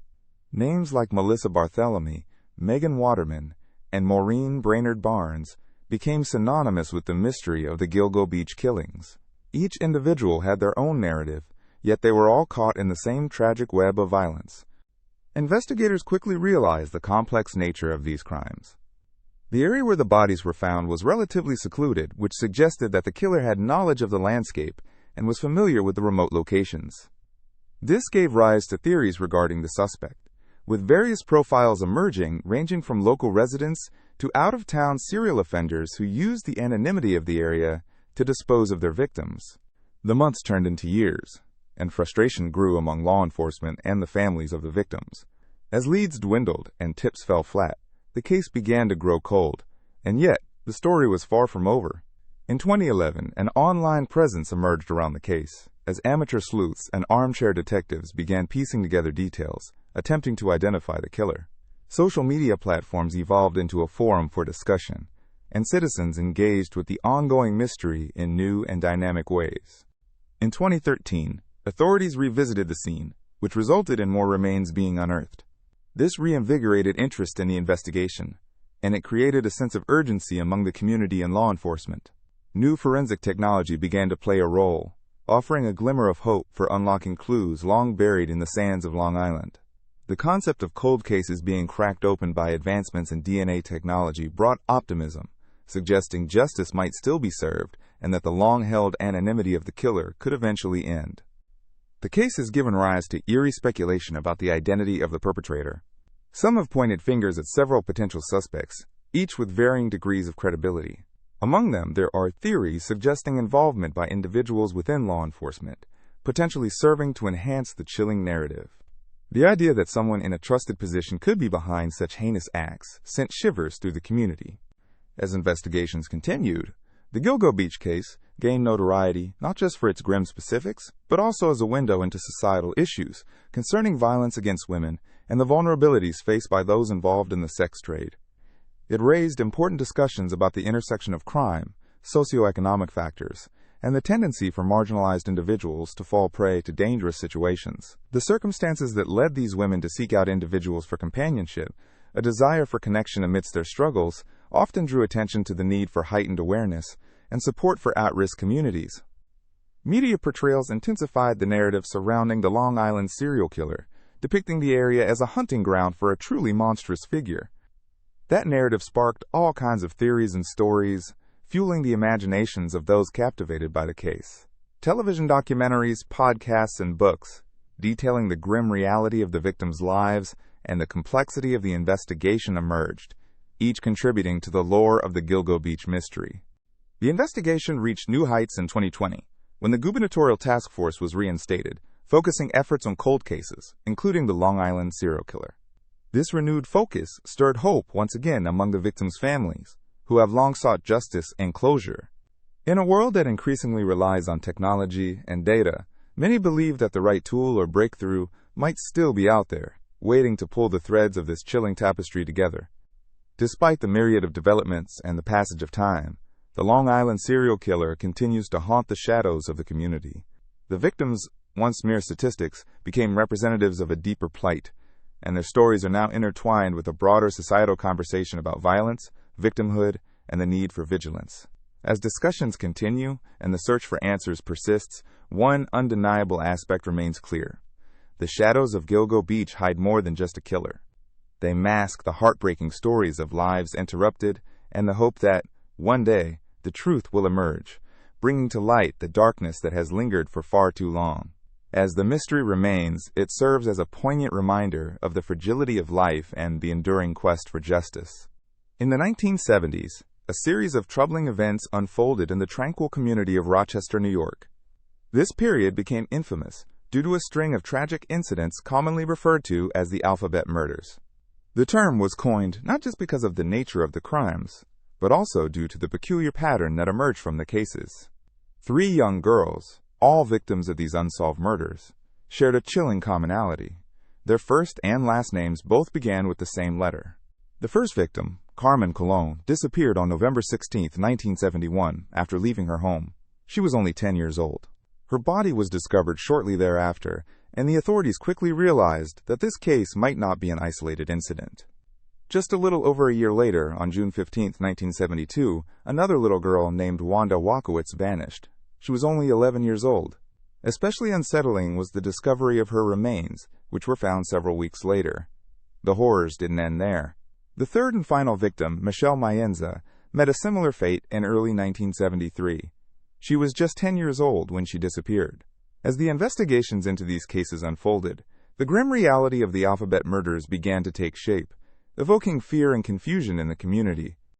The fact that all three girls bore the striking coincidence of double initials was not merely an oddity. It sparked intense media attention and numerous theories about a potential connection between the victims. Investigators, faced with the pressing need to solve these crimes, began to piece together the puzzle that surrounded each murder. They sought to understand the motives behind such heinous acts and the identity of the individual responsible. Despite extensive investigation, including searches, interviews, and the involvement of community volunteers, the case seemed to grow colder as days turned to weeks, and weeks turned to years without definitive answers. The lack of concrete leads highlighted the chilling reality of unsolved crimes. Families were left in anguish, the sense of security shattered. Many parents grew increasingly protective of their children, fearful of the unknown threats that lurked in their once safe neighborhoods. This unsettling feeling was compounded by the notion that a predator was on the loose, a danger that could affect anyone at any time. Public forums and discussions about community safety became commonplace as residents spoke out to share their fears and concerns. Law enforcement agencies pondered various motives. Was this an act of a local individual known to the families, or did it involve a more unknown entity? They worked tirelessly, analyzing each aspect of the cases further. Investigators delved into the backgrounds of the families, hoping to uncover links that could provide clues. Yet, the shadows of these mysteries loomed larger, as no definitive answers materialized. As the years passed, new technology emerged that could aid in the uncovering of the truth. Forensic science advancements brought new hope into the investigations. Cold case units, specializing in unsolved crimes, began to take a closer look at the evidence already compiled. DNA testing, which had hardly been considered at the time of the murders, offered a new lifespan to the case.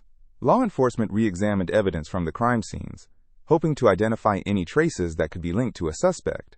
While the hope for closure remained, the limited resources and lack of leads complicated the pursuit of justice. The tragedy of the Alphabet Murders raised important conversations about community awareness and safety.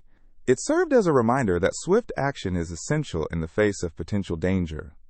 The stories of Carmen, Wanda, and Michelle remained etched in the memories of those who lived through the terror these events wrought. Schools organized discussions on safety measures. Parents became more vigilant, emphasizing the importance of watching over their children and educating them about potential dangers. Years turned to decades, and the cold cases continued to haunt. New stories emerged about the police's pursuit to bring closure, mixing both hope and despair as people reflected on the stories. The victims' families shared their experiences, emphasizing the impact that the murders had on their lives. Each girl's story became a reminder of innocence lost and the kind of vigilance communities need to ensure safety for the younger generations. While many theories have circulated over time, including speculative profiles of individuals who could fit the roles of the perpetrator, no suspect has ever been definitively connected to the murders by law enforcement. Various people have been named over the years, but with no conclusive evidence leading to an arrest. These discussions linger in the background, often sparked by anniversaries of the crimes or new developments that search for answers. Even in more recent years, interest in the Alphabet Murders has spurred renewed investigation, prompting documentary filmmakers and amateur sleuths alike to revisit the stories of these young girls. Their tales serve to remind society of the ongoing struggle for justice, as many continue to advocate for advancements in forensic technology and the necessity of paying attention to unsolved cases. The mystery of the Alphabet Murders is one that transcends time and continues to provoke thought. It serves as a testament to the complexities of criminology, the impact of community fears, and the resilience of families searching for closure. Each year, as the stories of Carmen, Wanda, and Michelle are recounted, their names and stories remain central to a broader discussion about crime prevention and community safety. Ultimately, the unresolved nature of these cases has left an indelible mark, not just on Rochester, but on society as a whole. The Alphabet Murders remind us that behind every statistic or headline lies a human story, a story of potential, of dreams interrupted, and of families forever changed.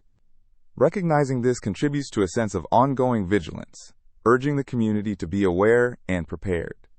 As technology evolves and societies educate themselves about safety and prevention, the hope persists that answers can still be found, perhaps bringing closure to those who have sought it for decades. As we continue to reflect on past tragedies, we strive to understand their significance and to create a future where families feel safe and the echoes of unsolved cases find resolution. The impact of the Alphabet murders lingers as a chilling reminder that there are mysteries that remain unsolved, yet they propel a society toward a commitment to protecting the innocent and pursuing justice for those who have suffered. In February of 2013, a disturbing event unfolded in Los Angeles that captured the attention and curiosity of people around the world. The story began when a young woman named Elisa Lam set out on a solo journey that would take her to California. Elisa, a 21-year-old student from Vancouver, Canada, was known for her free spirit and adventurous nature. She traveled to Los Angeles to explore, but her trip would take a dark turn that would lead to her untimely death. Elisa stayed at the Cecil Hotel, a location that has been the subject of numerous infamous tales over the years. The hotel, which opened in the 1920s, has a rich history filled with stories of tragedy and mystery. It has long been associated with dark events, and although Elisa likely had no idea of this troubled reputation, her choice of accommodation would soon play a significant role in her story. On January 31, 2013, after almost a week of enjoying her time in Los Angeles, Elisa was reported missing. The news prompted the hotel to take action. They began to reach out to the public for assistance. An anxious search began, and her case garnered attention on social media. Many were fascinated by this young woman's disappearance, and the search campaign quickly gained traction online. People shared her photos and details about her disappearance, hoping that someone, anywhere, might have seen her. Days passed, and the mystery deepened as investigators combed through possible clues. Then, in mid-February, a significant breakthrough occurred. Guests at the Cecil Hotel began to complain about the water quality. They reported that the water coming from their taps was discolored and had a strange taste. This prompted hotel staff to inspect the water tanks on the roof. What they discovered next would send shockwaves through the community and attract media from around the globe. Inside one of the water tanks, they found the body of Elisa Lam. The discovery was perplexing and horrifying. How did she end up there? The water tank was not easily accessible, which led to a myriad of questions about how Elisa had entered it. Authorities conducted an autopsy, and early findings indicated that there was no sign of foul play. The circumstances surrounding her death became a tantalizing puzzle, leading to numerous theories and discussions. A key point of interest was captured on hotel surveillance footage, which showed Elisa in the days leading up to her disappearance. In the footage, she appeared disoriented and engaged in strange behavior. She was seen entering and exiting an elevator multiple times, pressing buttons, peering out into the hallway, and even appearing to speak to someone invisible. This eerie footage fueled speculation, and many began to theorize about what might have happened to Elisa. Could her strange behavior have been influenced by mental health issues? Elisa had struggled with bipolar disorder, and some commentators suggested that her condition may have led to her erratic actions. Others proposed more sinister theories, believing that she may have encountered someone in the hotel who was responsible for her untimely death. This speculation was fueled by the hotel's eerie history, including connections to notorious figures and unsolved crimes. As social media buzzed with theories and conjectures, various podcasts, documentaries, and television shows began to explore the enigmatic details of the Elisa Lam case. Her story became a focal point for discussions about mental health, the impacts of urban isolation, and the ways in which public intrigue can spiral out of control. While some arguments were based on speculation and urban legends, others provided a more compassionate view of Elisa. Many began to remember her not merely as a mysterious figure, but as a young woman with dreams and aspirations. Her blog, where she shared her thoughts and experiences, revealed a creative side, showcasing her talent for writing and photography. This personal glimpse transformed the narrative for some, allowing them to see her as a real person rather than a mystery to be solved. In the aftermath of the incident, the Cecil Hotel's reputation was forever altered. Speculation surrounding the hotel intensified, with many wondering if it was haunted or if there was something more sinister beneath its surface. The hotel, already infamous before Elisa's death, found itself at the center of a true crime phenomenon that captured the attention of countless people. Discussion of the case also sparked conversations about how society treats mental health issues and the importance of compassion and understanding. As Elisa's story unfolded, advocates began to call for greater awareness and support for individuals facing mental health challenges. The complexities of her life and struggles became a focal point that illuminated the importance of empathy in a world that often overlooks those who suffer silently. In the years that followed, the Elisa Lam case continued to intrigue and horrify people, prompting renewed interest and investigation. Journalists, filmmakers, and online sleuths revisited the details, piecing together the events surrounding her death in efforts to find clarity. Each retelling of the story invited twists, updates, and new interpretations, revealing how narratives can evolve and how societal curiosity can continue to shape discussions around unresolved mysteries. The Cecil Hotel eventually found itself under new management, and while some hoped for a fresh start, others were drawn in by its unsettling past. As investigations came to a close, the case still left many unanswered questions. How does someone end up in such an inaccessible place? What truly happened to Elisa Lam during her final days? Those questions linger, inviting curiosity and speculation, continuing to evoke emotions in those who reflect on her story. Elisa's legacy remains a blend of fascination, tragedy, and poignancy. Her untimely death brought the spotlight to the issues of mental health, awareness, and the societal approach to those in distress. The conversations ignited by her life and story remind us that behind every headline lies a person with struggles, dreams, and a desire to be understood. As the years pass, the mystery of Elisa Lam will undoubtedly continue to resonate, drawing in a new generation of curious minds eager to learn about this unusual and heartbreaking chapter in Los Angeles history.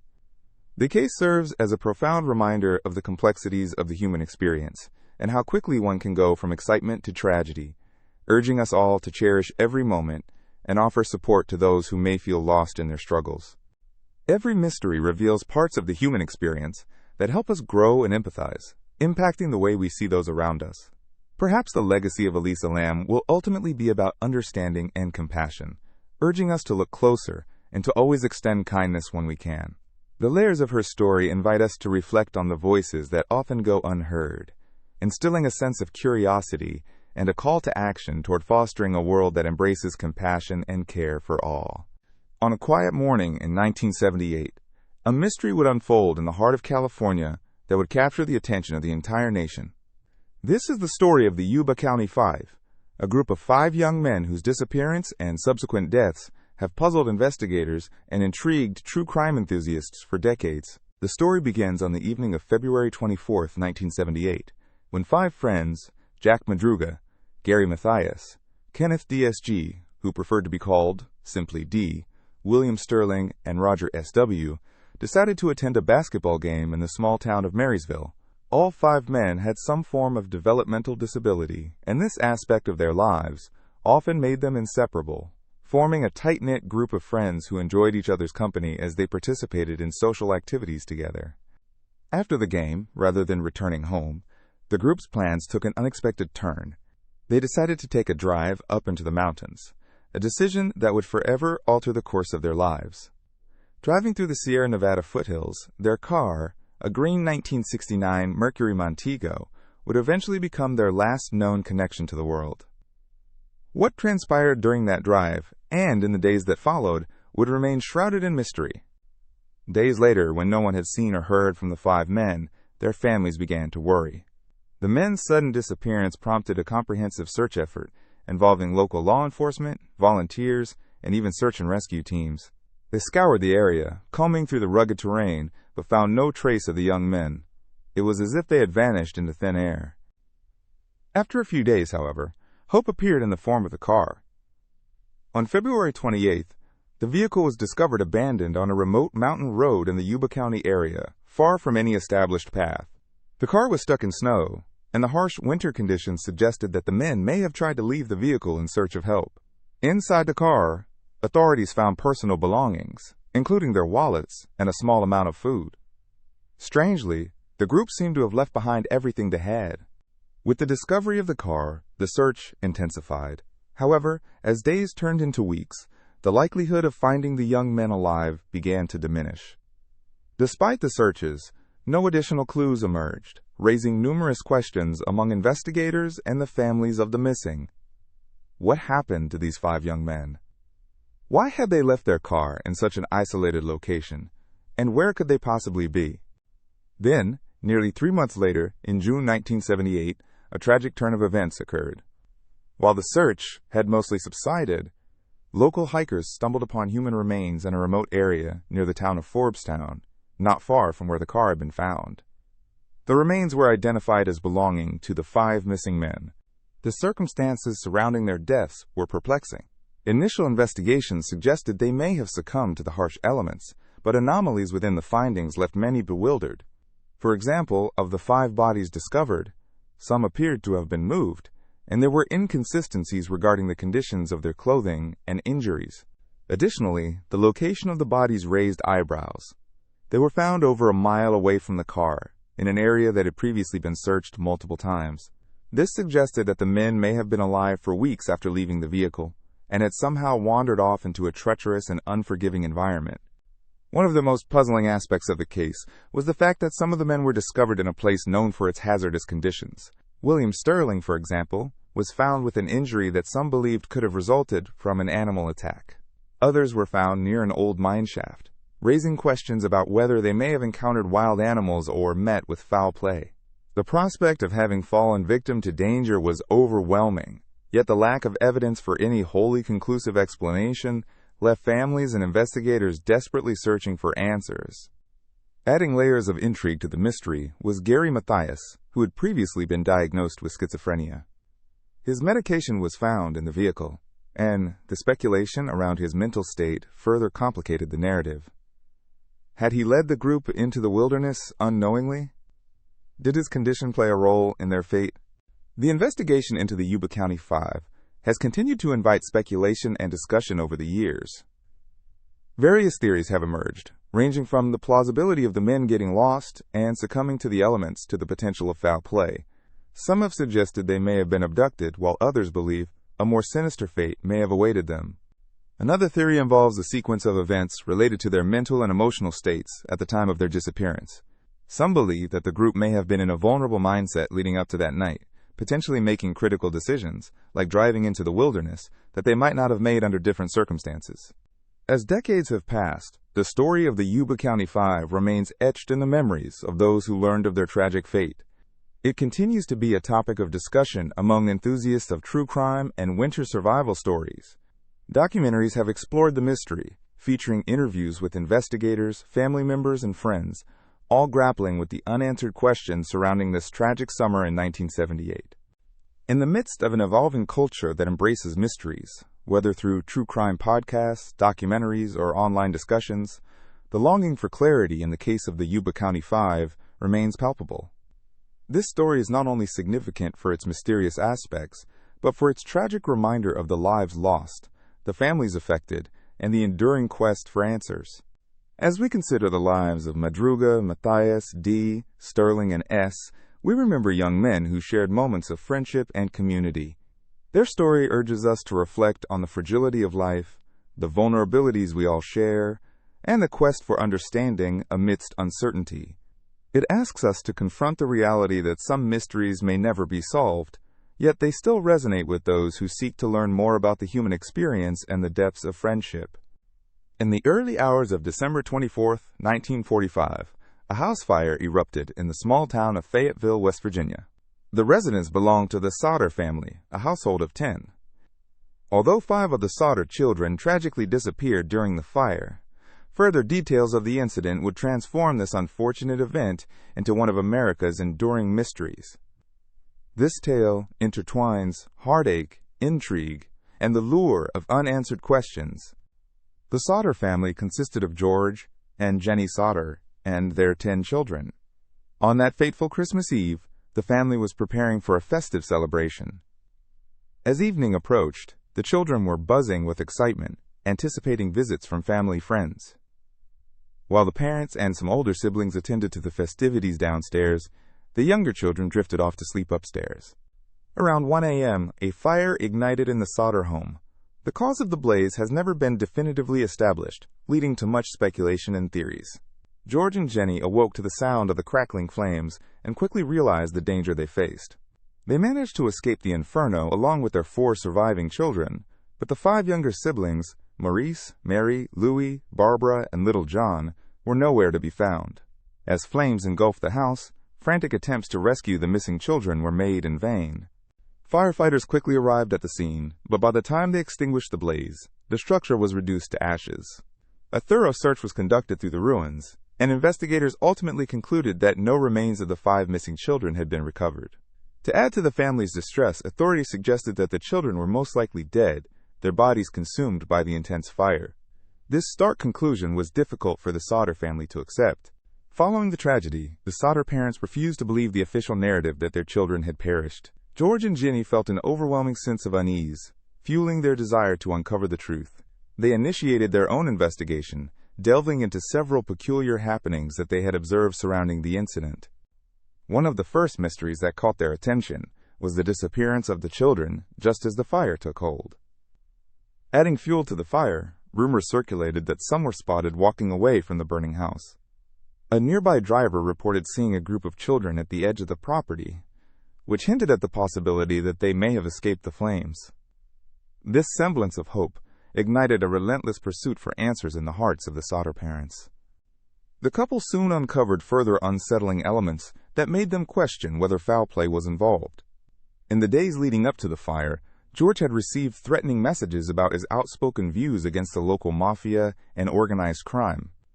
They wondered if this might have been connected to the fire, perhaps an effort to silence him. The Sodder family's investigation continued to reveal a wealth of tantalizing theories.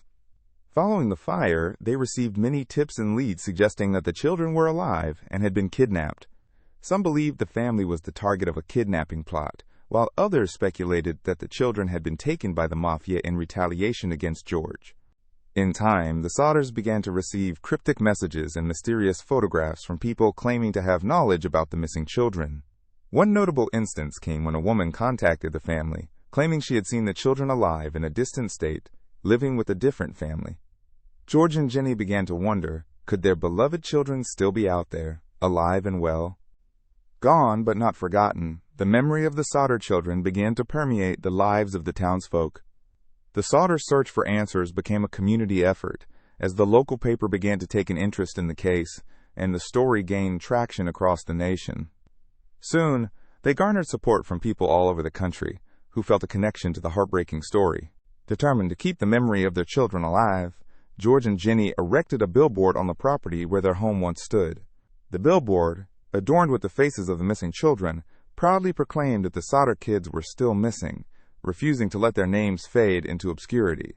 The display drew the attention of countless passers-by, turning the disappearance of the Sodder children into a national enigma. As the years went by, the mystery deepened. The family's efforts only strengthened the haunting aura surrounding the case. Each year, they held memorials and vigils, hoping for a miracle that would lead to the truth. The Sodder parents grew old, and as they aged, their hopes began to wane, yet the spark of desire to find their children never completely diminished. The fire that took the 5 Sodder children remains officially unresolved, but the family's intangible connection to them is palpable. The mysteries surrounding their vanishing became a part of American folklore, inspiring conspiracy theories, speculation, and lingering questions about the truth. Today, the tale of the Sodder children continues to fascinate true crime enthusiasts and amateur sleuths. Artifacts from the case, ensuing investigations, and the family's unyielding quest for answers inspire documentaries, podcasts, and countless articles. The juxtaposition of a family torn apart versus the haunting hope of reunion adds a powerful layer to this enduring mystery. As decades turned into generations, the Sodder children's story transformed from a tragic incident into a captivating historical case peppered with suspicion, hope, and unresolved questions. Most importantly, it serves as a poignant reminder of the enduring love a parent has for their child and the depths one will go to seek the truth, regardless of how elusive it may prove. The shadows of that December night linger on, an echo of a family's unyielding strength and the undying mystery of the Sodder children's disappearance. In the rolling hills and sun-drenched landscapes of Tuscany, Italy, there exists a dark chapter in history that evokes a mix of intrigue and horror. This is the story of the Monster of Florence, a chilling series of unsolved murders that spanned over a decade, from 1974 to 1985. The tale weaves through picturesque villages and serene countryside, starkly contrasting the brutal nature of the crimes. The Monster of Florence is known to have claimed the lives of 16 victims, primarily young couples. These murders were not random acts of violence, but were characterized by a distinct modus operandi that left law enforcement baffled and the public gripped with fear. Typically, the attacks occurred in secluded areas, where couples sought the privacy to enjoy their love away from the prying eyes of the world. It was in these enchanting settings, under the Tuscan stars, that horror would unfold. The first known attack happened in the summer of 1974, near the town of Florence, in the vicinity of the small village of Scandicci. A couple, Antonio and Pia, were brutally murdered in their car. Initially, law enforcement struggled to discern a clear motive or identify a suspect. As the years progressed, however, it became evident that there was a pattern. As more bodies were discovered, the fear in the region grew. The couples were always attacked in their cars, and they were typically shot and mutilated, heightening the sense of dread among the populace. There are numerous accounts of the chilling details surrounding the victims.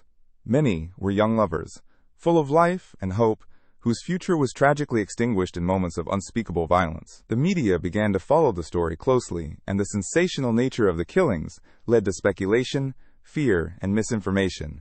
Each murder ignited a wave of panic in Tuscany, as parents worried for their children, and lovers began to avoid the very places that once held romance. The investigation into the murders was extensive, involving thousands of interviews and countless leads. However, crucial to the story of the Monster of Florence is the stunning web of conspiracy theories that arose from the chaos. Some theorists posited that the murders were ritualistic in nature, suggesting connections to pagan or occult practices. Others claimed links to organized crime, or even a possible connection to a medical professional familiar with the human anatomy, due to the specific nature of the injuries inflicted on the victims. As the investigation unfolded, certain suspects emerged, but none were definitively linked to the murders. One of the most notorious characters to come to light was Pietro Pacciani, a local farmer. His eccentric behavior and criminal past made him a prime suspect, but despite a sensational trial, he was acquitted. Many still believe he was involved, but the lack of concrete evidence left the authorities searching for answers that remained elusive. The hunt for the Monster of Florence led investigators down many dark paths. Some pursued the theory that a group or cult was responsible, conducting human sacrifices on the hills of Tuscany. Others speculated about a single, twisted individual operating alone. The answers were never clear, resulting in a smorgasbord of conspiracy theories that continue to capture the imagination of true crime enthusiasts. Throughout the years, the case drew in an array of professionals, including renowned crime journalists, private investigators, and even influential figures from the public eye. The fascination with the Monster of Florence only grew as books were written, and movies inspired by the events hit both the silver screen and the shelves of bookstores. Each retelling added layers to the mystery, feeding public curiosity and keeping the story alive in the cultural consciousness. Despite the passage of time, the Monster of Florence hauntingly endures in Italian lore. In 1985, the final murders attributed to this infamous figure occurred, yet the truth behind the identity of the murderer remains a chilling shadow. The unsolved nature of these crimes continues to evoke speculation surrounding the motives and mindsets of those involved, from victims to investigators. Many are left wondering if the truth may ever be unveiled, or if the Monster of Florence will forever remain a figure lurking in the dark reaches of human history. Over the years, the story has taken on a life of its own, birthing endless interpretations and discussions on various platforms. Documentaries have sought to piece together the fragments of evidence, while amateur sleuths across social media dissect each detail in search of breakthroughs that have eluded seasoned investigators. With every new piece of information released, old theories are reignited, and fresh eyes look at the case with renewed fervor. As we delve into the mystery of the Monster of Florence, we are confronted with both the beauty of the Tuscan landscape and the horrific events that took place within its borders. It invites us to reflect on the complexities of human nature, love, and the darkness that can intertwine with even the most idyllic settings.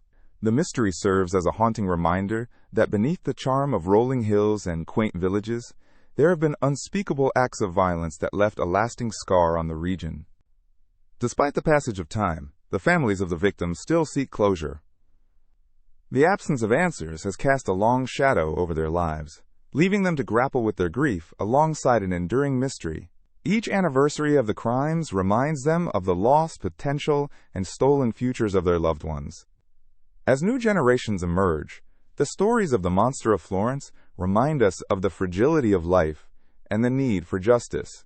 The case has sparked debates on various aspects of criminal investigation, psychology, and the media's role in shaping public perception of crime.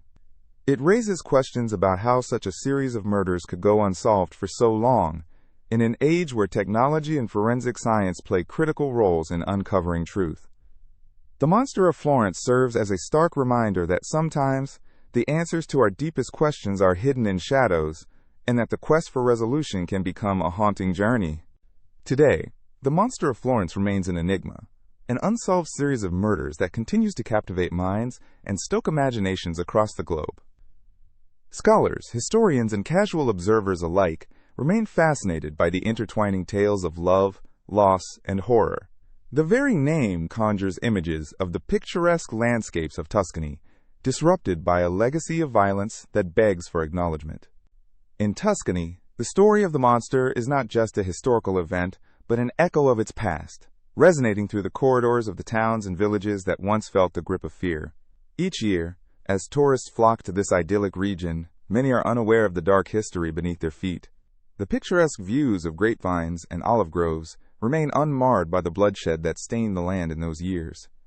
As the shadows grow longer and the sun sets over the rolling hills, the stories of the Monster of Florence serve as both a cautionary tale and a profound mystery, inviting us to ponder the nature of humanity and the darkness that can reside within. The series of gruesome murders has left an indelible mark not only on the locals but also on the collective consciousness. This unsolved case continues to fuel discussions, inspire artistic works, and spark the curiosity of those who seek to understand what truly happened in those haunting years in Tuscany. This enduring mystery invites reflection on how we grapple with unanswerable questions and the echoes of violence that linger long after the events have passed. It serves as a testament to the complexity of human emotions, the fragility of life, and the potent intersection of beauty and horror. The Monster of Florence remains an enigma that continues to captivate and terrify, standing as a stark reminder of the darkness that lies just beneath the surface of the serene Italian landscape. In June 1992, the small town of Springfield, Missouri became the focus of an unsettling mystery that continues to baffle investigators and intrigue true crime enthusiasts to this day. This mystery revolves around the disappearance of three women, Susie Streeter, Stacy McCall, and Cheryl Levitt. Their story emerges from an ordinary evening, filled with hope and plans, but it quickly devolves into a chilling saga of uncertainty and fear. Susie Streeter, a recent high school graduate, was known for her spirited personality and bright future ahead of her. She had just celebrated her graduation from Kickapoo High School, where she was beloved by peers and teachers alike. The night of June 6th was to be a celebration. Susie and her friend, Stacy McCall, also a recent graduate, made plans to attend a party. They had high hopes for the night, filled with laughter, music, and the exuberance characteristic of their age. Stacy, like Susie, was described as vibrant and full of life. Known for her friendly demeanor and ever-present smile, she was excited about the night ahead. The two friends decided to stay at Susie's mother, Cheryl Levitt's house after the party. Cheryl, a kind and nurturing woman, had recently returned from an outing and was looking forward to a cozy evening at home.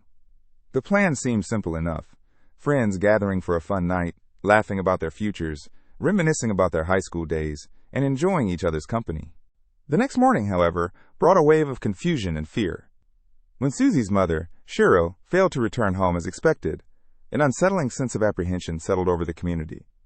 Friends and family, worried for the women's safety, began to investigate what could have happened. The three women were last seen leaving a graduation party, but it seemed as though they had vanished without a trace. The urgency to find them grew as the hours turned into days. Family members reported the three women missing to the Springfield Police Department. Investigators swung into action, involving search parties, volunteers, and advanced teams eager to uncover the truth behind their sudden disappearance. The authorities scoured the young women's neighborhoods, questioning friends and acquaintances, yet their efforts led to dead ends. As the investigation progressed, intriguing details emerged. The house where Cheryl lived showed signs of a struggle, leading to speculation about what might have transpired that fateful night. While there were no signs of forced entry, items within the home were out of place. The police found no evidence that the women had left on their own. Traditional leads were pursued, But as days turned into weeks without any sign of Susie, Stacy, or Cheryl, the case began to take on an air of eerie despair. Community involvement intensified as flyers circulated, appealing to anyone who might have information about the women's whereabouts. Various tips poured in, ranging from credible leads to far-fetched rumors, all of which fueled the public's fascination and desire for closure. The three women had become local legends in the narrative of unsolved cases, eternally frozen in the last moments they shared with each other. Despite the efforts and the passage of time, an exhaustive search yielded little information.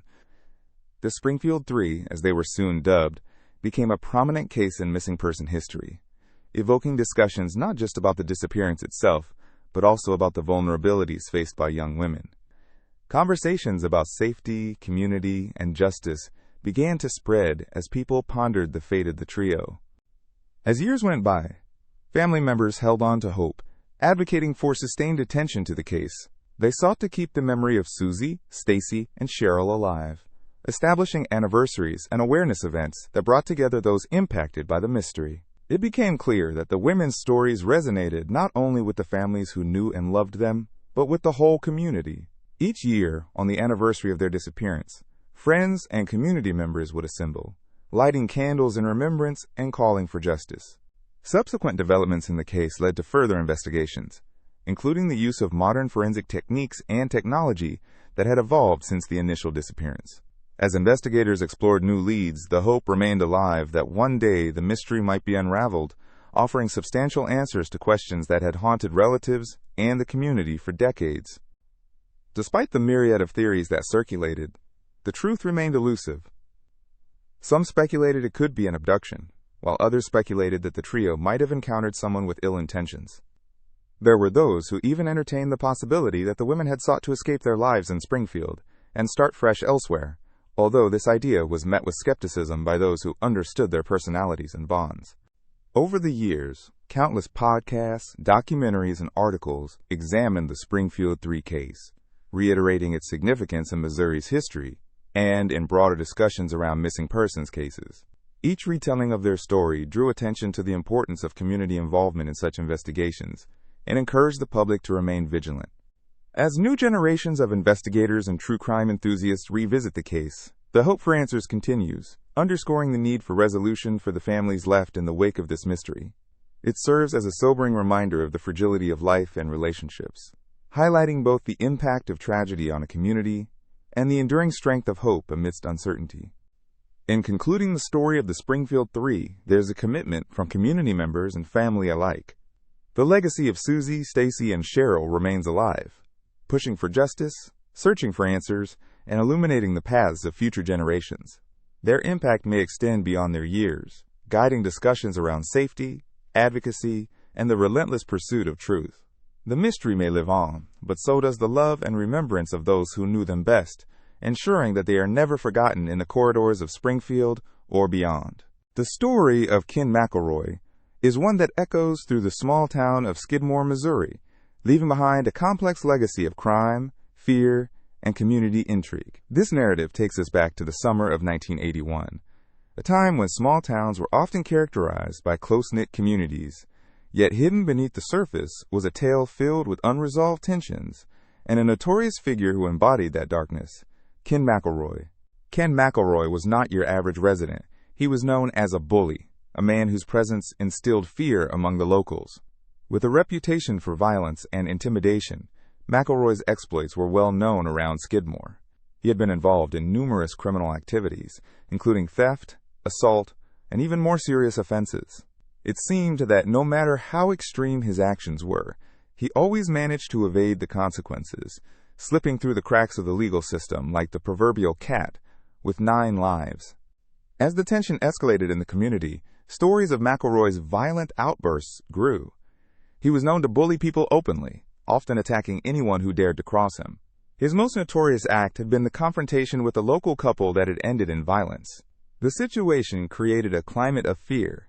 Witnesses were often too terrified to speak up for fear of retaliation from McElroy, and the law seemed powerless to stop him. There seemed to be an almost paralyzing effect his presence had on the town, where many felt they were living under the shadow of his reign of terror. The turning point came on a fateful evening in July. After being charged with multiple offenses, McElroy was seen attending a local gathering with his wife, where he was described as both charismatic and intimidating. On that night, everything changed. He was shot and killed in a shocking act that left the entire town in disbelief. The circumstances of his death were shrouded in mystery. A group of people had gathered, and in the chaos of the moment, a gun was fired. Witnesses later recounted that more than a dozen people had seen the shooting. Yet no one was willing to come forward to substantiate the story or identify the shooter. This moment ignited fierce debates in the community. For many, the killing of Ken McElroy was viewed as an act of justice, a vigilante response to years of bullying and abuse. The people of Skidmore had been pushed to their limits, and in their eyes, the town had reclaimed a sense of control, albeit in a way that the law could not sanction. However, others saw it differently. They expressed concern over what this meant for the rule of law and the moral implications of taking justice into one's own hands. Following the event, the town was charged with a mix of relief and unease. How does a community move forward when taking the law into their own hands becomes a possibility? The controversy surrounding McElroy's death spotlighted the fragility of justice in small-town America, raising questions not only about accountability, but also about community dynamics, values, and the underlying fear that can accompany living alongside an unrepentant bully. In the aftermath, law enforcement officials conducted an investigation into the shooting. They questioned residents and reviewed the evidence, but the complexities surrounding that night made it difficult to achieve clarity.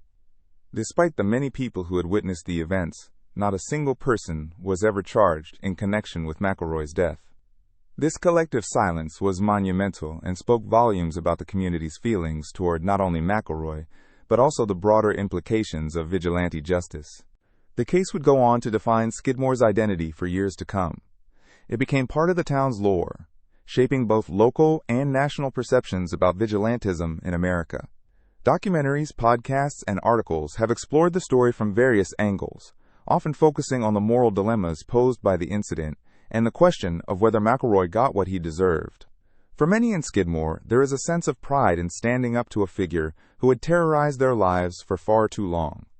Interestingly, the story doesn't just end with McElroy's death.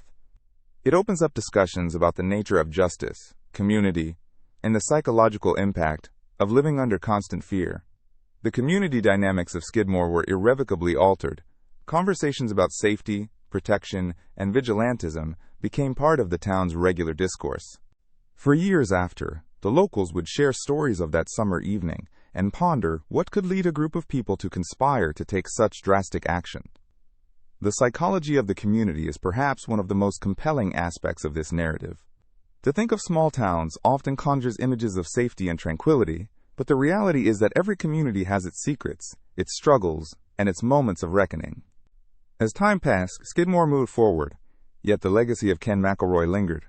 The casual calls for justice mingled with a deep understanding of the moral complexities at play. Residents might have felt a sense of vindication, but they also faced the uncomfortable truth of how fear and survival instincts can lead to actions that defy legal and ethical boundaries. In conclusion, the story of Ken McElroy serves as a reminder of the thin line between lawfulness and lawlessness, and it shines a light on the vigilantism that can emerge in tight-knit communities when individuals feel powerless against bullies. It pushes us to think about the broader implications of justice, personal safety, and communal bonds, all woven into the fabric of Skidmore's history. This moment in time encapsulates the human experience of fear, retaliation, and survival, elements that resonate through the ages and serve as a cautionary tale of the complexities that lie beneath the surface of seemingly peaceful lives.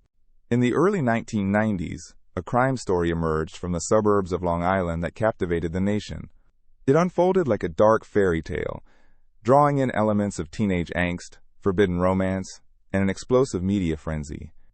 This is the story of the infamous Long Island Lolita case, which would change public perceptions of crime and the media's role in sensationalizing real-life tragedies.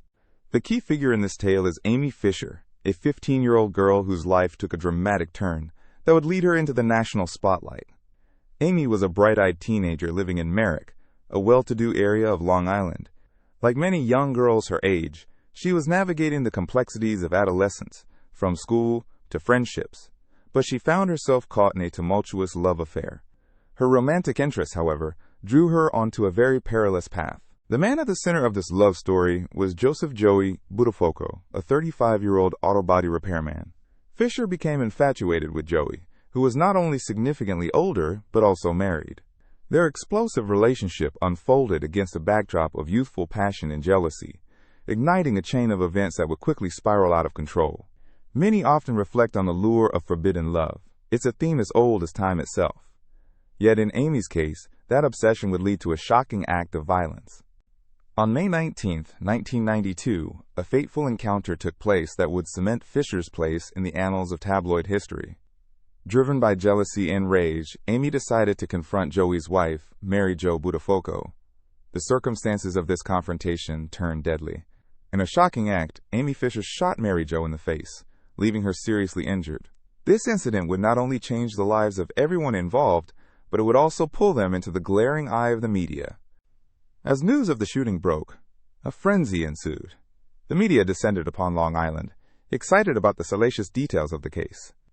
Amy Fisher quickly became the Long Island Lolita, a title reminiscent of the fictional character in Vladimir Nabokov's novel, a title that would follow her for many years. Tabloids splashed her face across their covers, illustrating her as the quintessential young seductress gone wrong. This would mark one of the first instances in American history where a media narrative played a significant role in shaping public opinion. Various court proceedings led to a series of revelations. The Buttafuoco family faced their own tragedy in the aftermath. Mary Jo Buttafuoco's long road to recovery came with its own set of challenges. Her struggle to reconcile her feelings towards a husband who had betrayed her trust added a layer of complexity to the already intricate case. Meanwhile, Amy Fisher was arrested and faced serious charges for the attempted murder. As the trial approached, the media circus intensified. The courtroom became a theater where every detail of the case was dissected and analyzed, from the minute specifics of the crime to the personal lives of the individuals involved. The public was glued to their screens, eager for the latest updates on Amy, who became a symbol of youthful rebellion gone awry. Throughout the trial, Amy's defense claimed that she had been manipulated by Joey into committing the crime. This argument played into the prevailing narratives about teenage girls and their relationships with older men. It sparked discussions about agency, coercion, and the dynamics of power in relationships. Many viewers questioned how a teenager could become so deeply embroiled in such turmoil, and how society might bear some responsibility for the circumstances surrounding her. The coverage reached a peak when Fisher, previously a victim of circumstance in the eyes of some, began to exhibit a kind of media savvy that captivated audiences. She appeared on numerous talk shows and made sensational public appearances that further added to her notoriety. The line between victim and perpetrator became increasingly blurred as viewers became enraptured by her tale of forbidden love, revenge, and teenage rebellion. In the end, Amy was convicted of attempted murder and received a prison sentence that would reduce substantially with time served. This legal outcome spurred a range of reactions from the public, with fervent opinions both in favor of her and against her. Many sympathized with her troubled past, while others viewed her actions as unforgivable. The media frenzy around Amy Fisher did not dissipate after she was sentenced. It morphed into a cultural phenomenon that persisted for years. Films, documentaries, and cable shows chronicled the so-called Long Island Lolita saga. Each retelling painted a different picture of the events and the individuals involved, underscoring the complexity of the case and its far-reaching implications. Through various interviews, Amy Fisher spoke candidly about her experiences, addressing not only her regret but also the impact of the media's portrayal. She wrestled with her identity as a figure thrust into the spotlight, grappling with being both a girl with hopes and dreams and a symbol of teenage despair. Her narrative became layered with the realities of youth, love, and the consequences of choices made in moments given to impulsive feelings.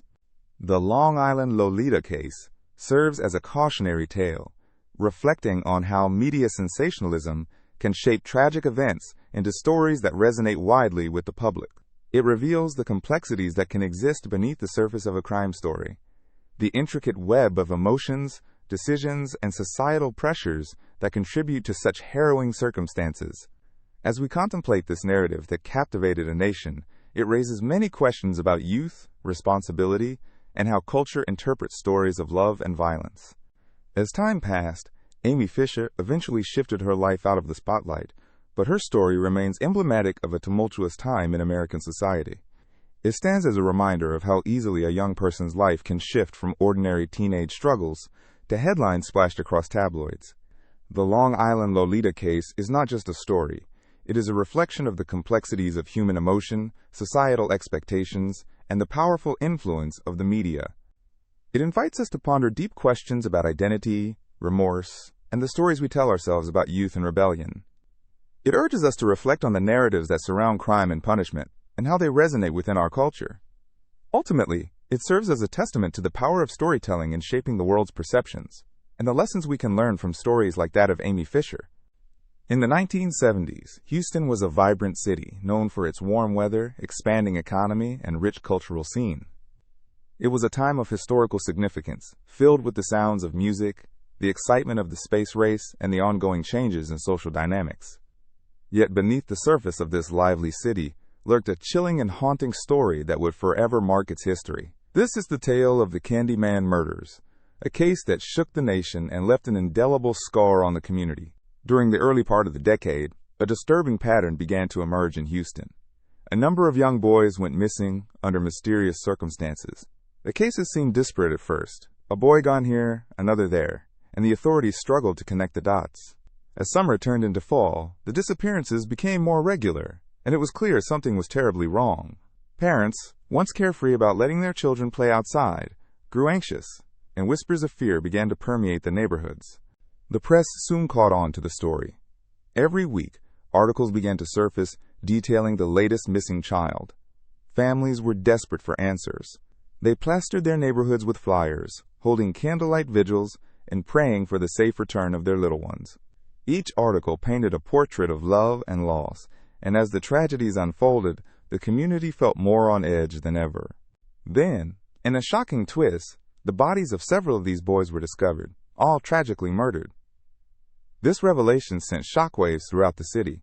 The grim task of identifying the remains filled the morgues with a sense of profound sorrow. Investigators knew they had to work quickly to find the person responsible before more families had to endure the same heart-wrenching loss. In the midst of this chaos, one particular individual came to the forefront. Dean Corll, often referred to as the Candyman because of his family's candy business, became the prime suspect in this harrowing case. Corll presented a facade of normalcy, a man seemingly harmless and well-liked in the community. But beneath that exterior lay a dark, sinister side that few could even begin to imagine. Corll was not alone in his heinous activities. He had two teenage accomplices who assisted him in luring boys to his home, promising them treats and innocent fun. The charm of candy proved irresistible to the children in the neighborhood, who saw this man as a generous figure. With the innocent fantasies of young boys mingling with Corll's twisted intentions, tragedy was inevitable. The pair would lure their victims into the candy store, a place once filled with laughter and treats, which would turn out to be a sinister trap. As the investigation continued, authorities uncovered a chilling discovery. In Corll's home, they found evidence of his gruesome crimes: photographs, parts of clothing, and the remains of the boys. The horror left behind was unimaginably brutal, transforming the once beloved candy store into a site of despair. The brutality of the crimes and the innocence of the victims would resonate deeply within the Houston community and far beyond. The subsequent trial brought the nation's attention to the depths of humanity's darkness. As details emerged about Corll's life, it became clear how he managed to commit these atrocious acts time and again. The juxtaposition of his public persona as the neighborly Candyman against his reality as a predator was staggering. Parents were left questioning how someone they thought they knew could hide such a monstrous secret. Corll's trial weekend was a spectacle. People filled the courthouse to hear the testimonies, to understand the mind behind the crimes. It revealed the complexities of human nature, the ability to present a facade, to blend into society while harboring unspeakable evil. The courtroom drama unfolded with a barrage of emotions: anger, sorrow, and disbelief.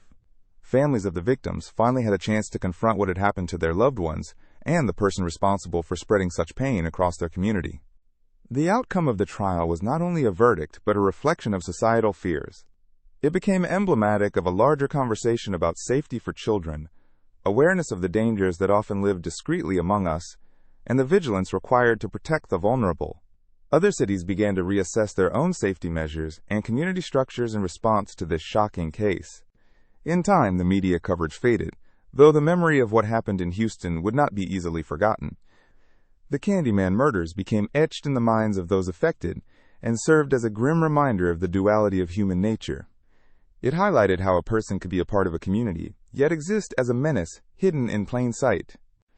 Even today, the legacy of this dark period continues to echo through the generations. Discussions about how to better protect children and ensure their safety have resulted in changes to laws and community initiatives.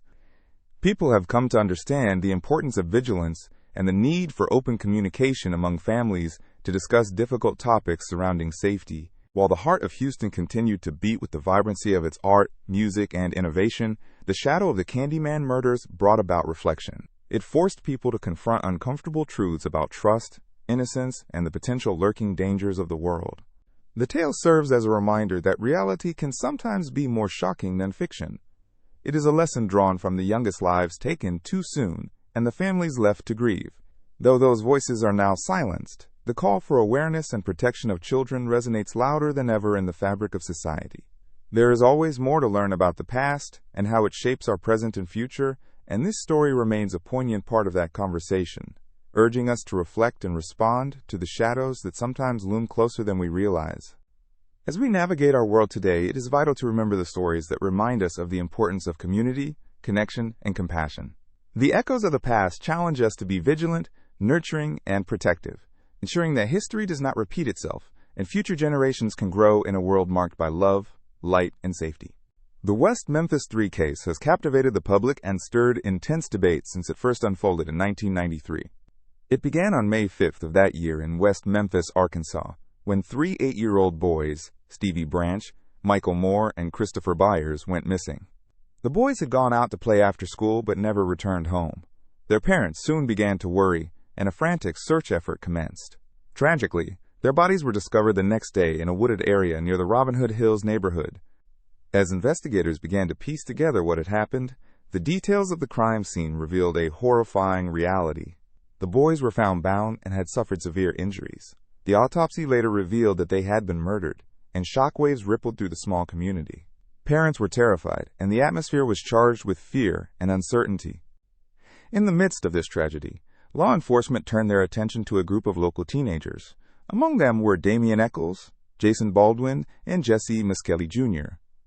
The police suspected them based on their alternative lifestyles, heavier interest in heavy metal music, and some rumors about them practicing witchcraft.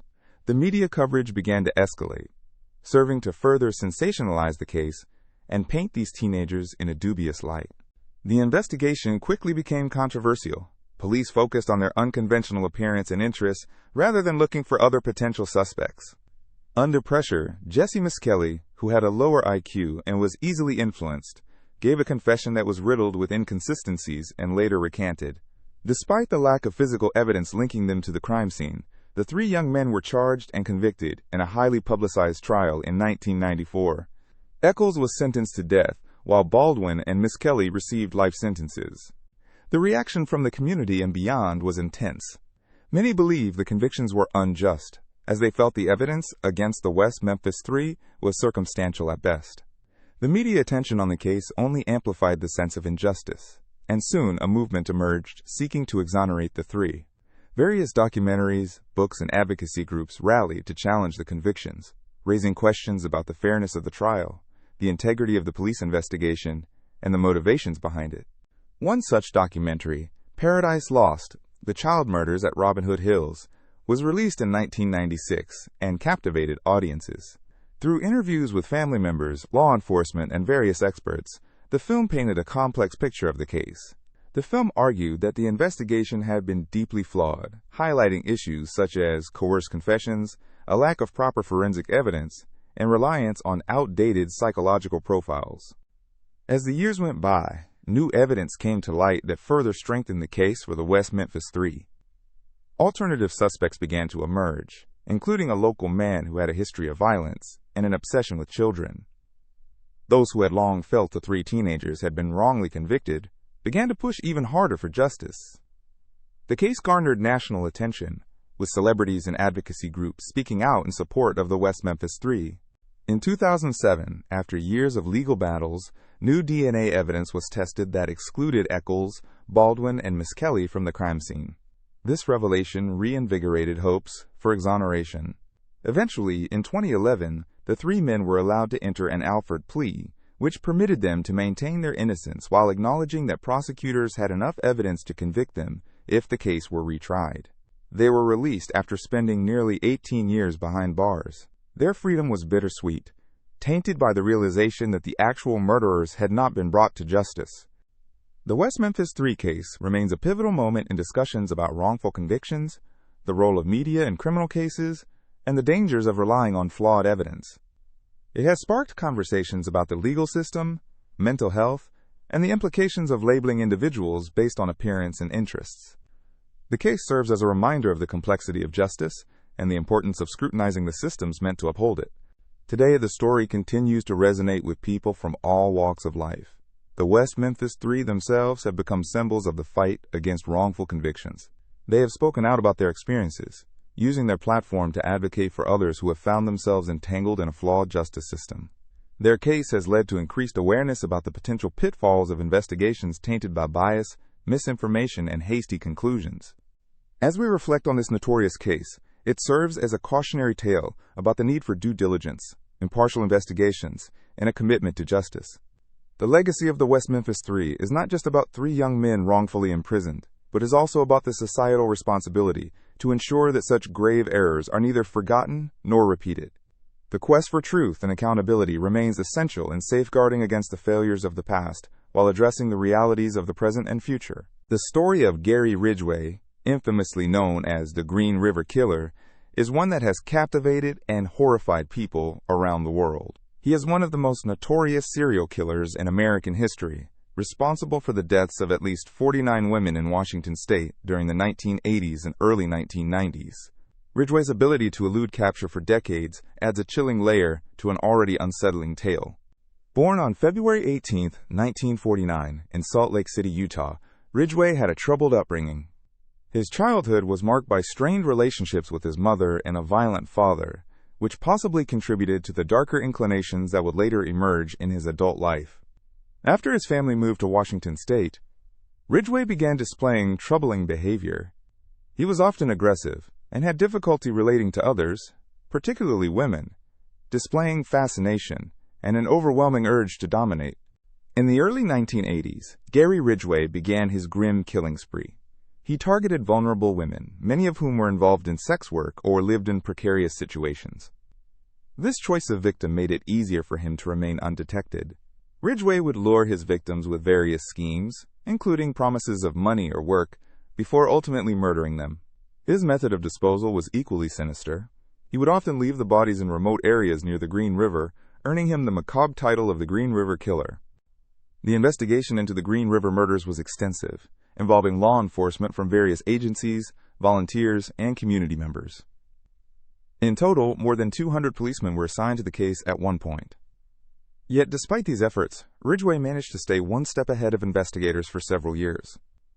He exhibited a chilling level of cunning, using varying tactics to minimize the risk of being caught. For instance, he altered his appearance and used different vehicles to throw off anyone who may recognize him. Law enforcement officials faced numerous challenges in their pursuit of the killer. The case involved vast amounts of evidence, but many leads turned cold. The early 1980s were a time when forensic science was not as advanced as today's standards. DNA testing was still in its infancy, and collecting reliable evidence from crime scenes was fraught with difficulties. This technological gap played a crucial role in Ridgway's ability to evade capture. In this era, psychological profiling was also a nascent science. While investigators tried to create a profile of the killer based on the nature of the crimes, they lacked the vital information needed for a solid identification. Serial killings were still somewhat of an anomaly, and the concept of profiling criminals was not as well understood. Thus, Ridgway's pattern of targeting vulnerable women continued, allowing him to continue his spree largely unimpeded. The turning point in the investigation came in the early 2000s. Advances in forensic technology, particularly DNA analysis, began to dramatically enhance law enforcement's capabilities. The Green River Killer case once again sparked interest, as authorities re-examined evidence using these new techniques. In 2001, A DNA sample taken from one of the victims was linked to Ridgway, and it became apparent that they were finally closing in on the long-sought killer. In November 2001, Gary Ridgway was arrested. The arrest shocked many, but it also brought some relief to the families of the victims. Ridgway's confession revealed a disturbing insight into his psyche and his motivations. He admitted to killing many women, often describing how he felt in control when committing the act. His confessions, while chilling, also brought closure to many families who had been suffering in silence for years, yearning for answers about their loved ones. Ridgway was charged with 49 counts of murder, but he eventually pled guilty to 49 charges in 2003 as part of a plea deal. This agreement allowed him to avoid the death penalty in exchange for revealing the locations of bodies that had not yet been discovered. It was a haunting admission and a testament to the tragic nature of the lives he took. His confessions provided closure and allowed authorities to recover more remains, bringing solace to families who had long awaited this moment. The long ordeal of captivity and the waves of fear Ridgway caused had ripple effects throughout the entire state of Washington and beyond. Communities were left grappling with the extent of his actions, and a dark shadow hung over the regions where the murders took place. The impact reverberated through the years, fueling discussions about gender-based violence and the importance of protecting vulnerable populations. Today, Gary Ridgway remains imprisoned, serving a life sentence without the possibility of parole. His case remains a somber reminder of the complexities surrounding victims of crime, particularly those who live on the fringes of society. The Green River Killer's story is part of a larger narrative about societal issues, the importance of addressing the needs of marginalized communities, and the ongoing battle against violence. The investigation into the Green River killings has also spurred advancements in law enforcement practices and forensic technology. Policemen and detectives across the country have learned valuable lessons from this case, influencing approaches to similar investigations. The legacy of Ridgway's actions serves as a reminder of the ongoing need for vigilance and compassion toward those at risk. To understand the phenomenon of a serial killer like Gary Ridgway is to confront darker aspects of human nature. It raises difficult questions about what can drive a person to commit heinous acts and how society can better protect its most vulnerable members. As we explore these themes, it becomes clear that the story does not end with Ridgway's capture. Rather, it opens up a broader conversation about crime, prevention, and the society in which we live. Gary Ridgway's tale, from his early life to his capture, exemplifies both the capabilities of law enforcement in the face of unspeakable evil and the relentless quest for justice. His actions invite us to reflect on key issues that define humanity, urging us to seek solutions that prioritize understanding, safety, and the upholding of human dignity. As we consider the impact of his crimes, we remain reminded of the importance of vigilance and compassion in a world that can often seem dark and fraught with peril. In the bustling heart of Chicago during the late 19th century, a peculiar establishment known as the Murder Castle became infamous for its dark history. This hotel, designed by the cunning mind of H. Holmes, stands out as a chilling chapter in America's criminal past, and it embodies a mix of ambition, innovation, and horror that captures the imagination even today. H. Holmes, born Herman Webster Mudgett in 1861, was not your typical man.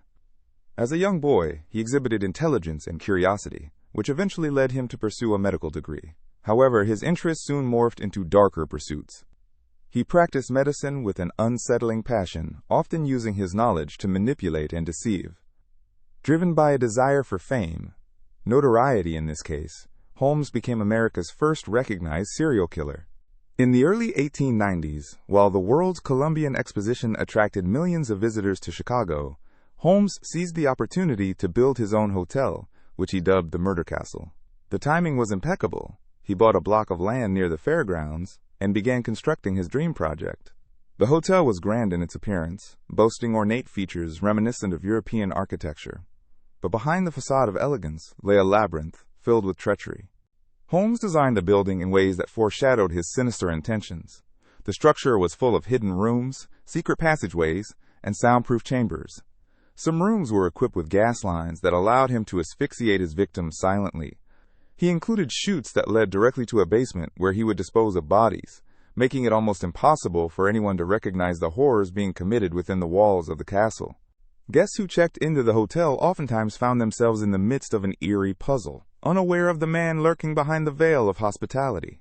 Many were drawn to the hotel for its novelty, or the allure of being part of something grand during the expo. However, once inside, they could easily vanish, consumed by the sinister traps Holmes had laid out for them. It is estimated that he claimed the lives of many unsuspecting victims, including young women, men, and even children who came to reside in his hotel, all while pretending to be a charming and accommodating host. What made Holmes particularly adept at evading capture was his ability to adapt and change his appearance. He was known to use aliases freely. He often manipulated the businesses he owned, taking out large life insurance policies on people who entered his hotel, and subsequently disappearing without a trace.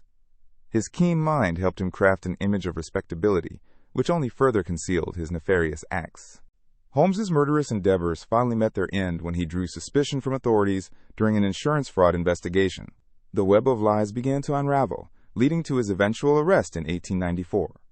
While he had been thriving in chaos, the very structure he had built so meticulously would become a hallmark of terror, revealing itself as one of the most notorious crime scenes in American history. In 1895, during the trial that captured the nation's headlines, evidence of Holmes's gruesome activities emerged. Journalists and authorities uncovered the hidden rooms and the secret chambers of the murder castle. The world grew horrified as stories of vicious acts came to light, including accounts of dismemberment and other heinous deeds he committed within the sanctuary he created under the guise of a hotel. The trial showcased the depths of humanity and a grave failure to see the darkness that could dwell among them. On May 7, 1896, Holmes was sentenced to death. Even while on death row, his cleverness seemed to shine through, as he devised multiple plans for escape. Yet, none succeeded. In an ironic twist of fate, he was executed by hanging, but not without leaving a haunting legacy behind him. The murder castle burned down under mysterious circumstances in 1896, as if the structure itself sought to erase its cursed memory. Today, the tale of H. Holmes and his murder castle remains indelibly etched into the annals of history. It invites intrigue not only due to the sheer brutality of his acts, but also due to the way he mirrored the darker sides of human nature. Despite the passage of time, the chilling stories surrounding Holmes have influenced countless books, shows, and films, perpetuating the mysteries tied to his life and the enigmatic building he created. Chicago now sits as the city that experienced the horrors of a man who embodied madness and manipulation. The legacy of the murder castle serves as a reminder of how people can sometimes encounter evil disguised as an invitation to explore or dwell in comfort. While it may no longer stand, the tales of H. Holmes continue to spark fascination, serving both as a cautionary tale and a chilling beacon into the depths of human depravity. Modern audiences are often captivated by true crime stories, and the story of H. Holmes feeds that intrigue. People wonder how someone could commit such horrific acts while maintaining a public persona of charm and civility. The dichotomy between what a person presents to the world and what lurks beneath is a common thread in various criminal narratives, and Holmes epitomizes this duality. This interplay of light and darkness, of civilized society mingling with the grotesque, is what draws people to investigate the historical figure of H. Holmes further. It prompts questions about humanity and morality, challenging our notions of kindness and cruelty. As more attention is drawn to true crime through films, podcasts, and books, updates about the once dark murder castle will continue to perpetuate its chilling fascination for generations to come.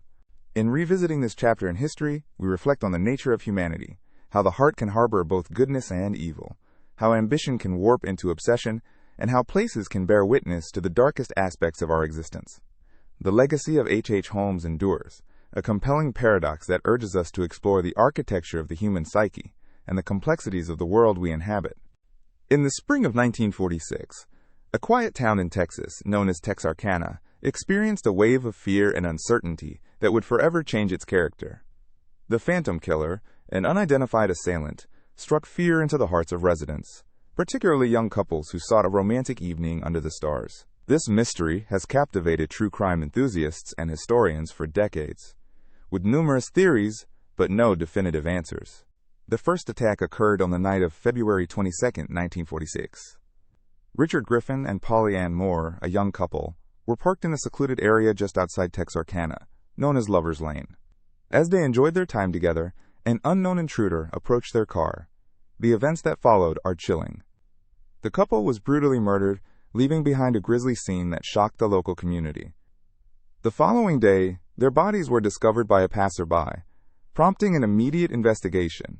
This initial incident sent shockwaves through a town that had previously been peaceful, waking residents to the stark reality that a danger loomed in their midst. The police quickly began their inquiries, seeking leads and trying to uncover the identity of this elusive killer. The gruesome nature of the crime sparked fear in many, particularly among couples that were left to question whether their own romantic encounters could end in tragedy. Just a few weeks later, on March 24, 1946, the killer struck again. This time, the victims were 15-year-old Betty Jo Booker and her friend, 16-year-old Paul Martin. Like Richard and Polly, they were enjoying the privacy of a secluded area when the phantom killer attacked.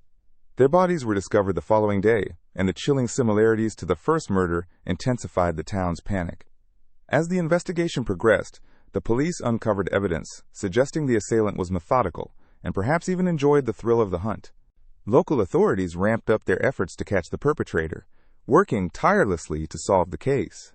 They even found that the killer had a pattern, targeting young couples in what appeared to be random attacks, yet guided by a perverse sense of opportunity. The residents of Texarkana, gripped by fear, began to take precautions. Couples would avoid secluded spots and would refrain from going out at night.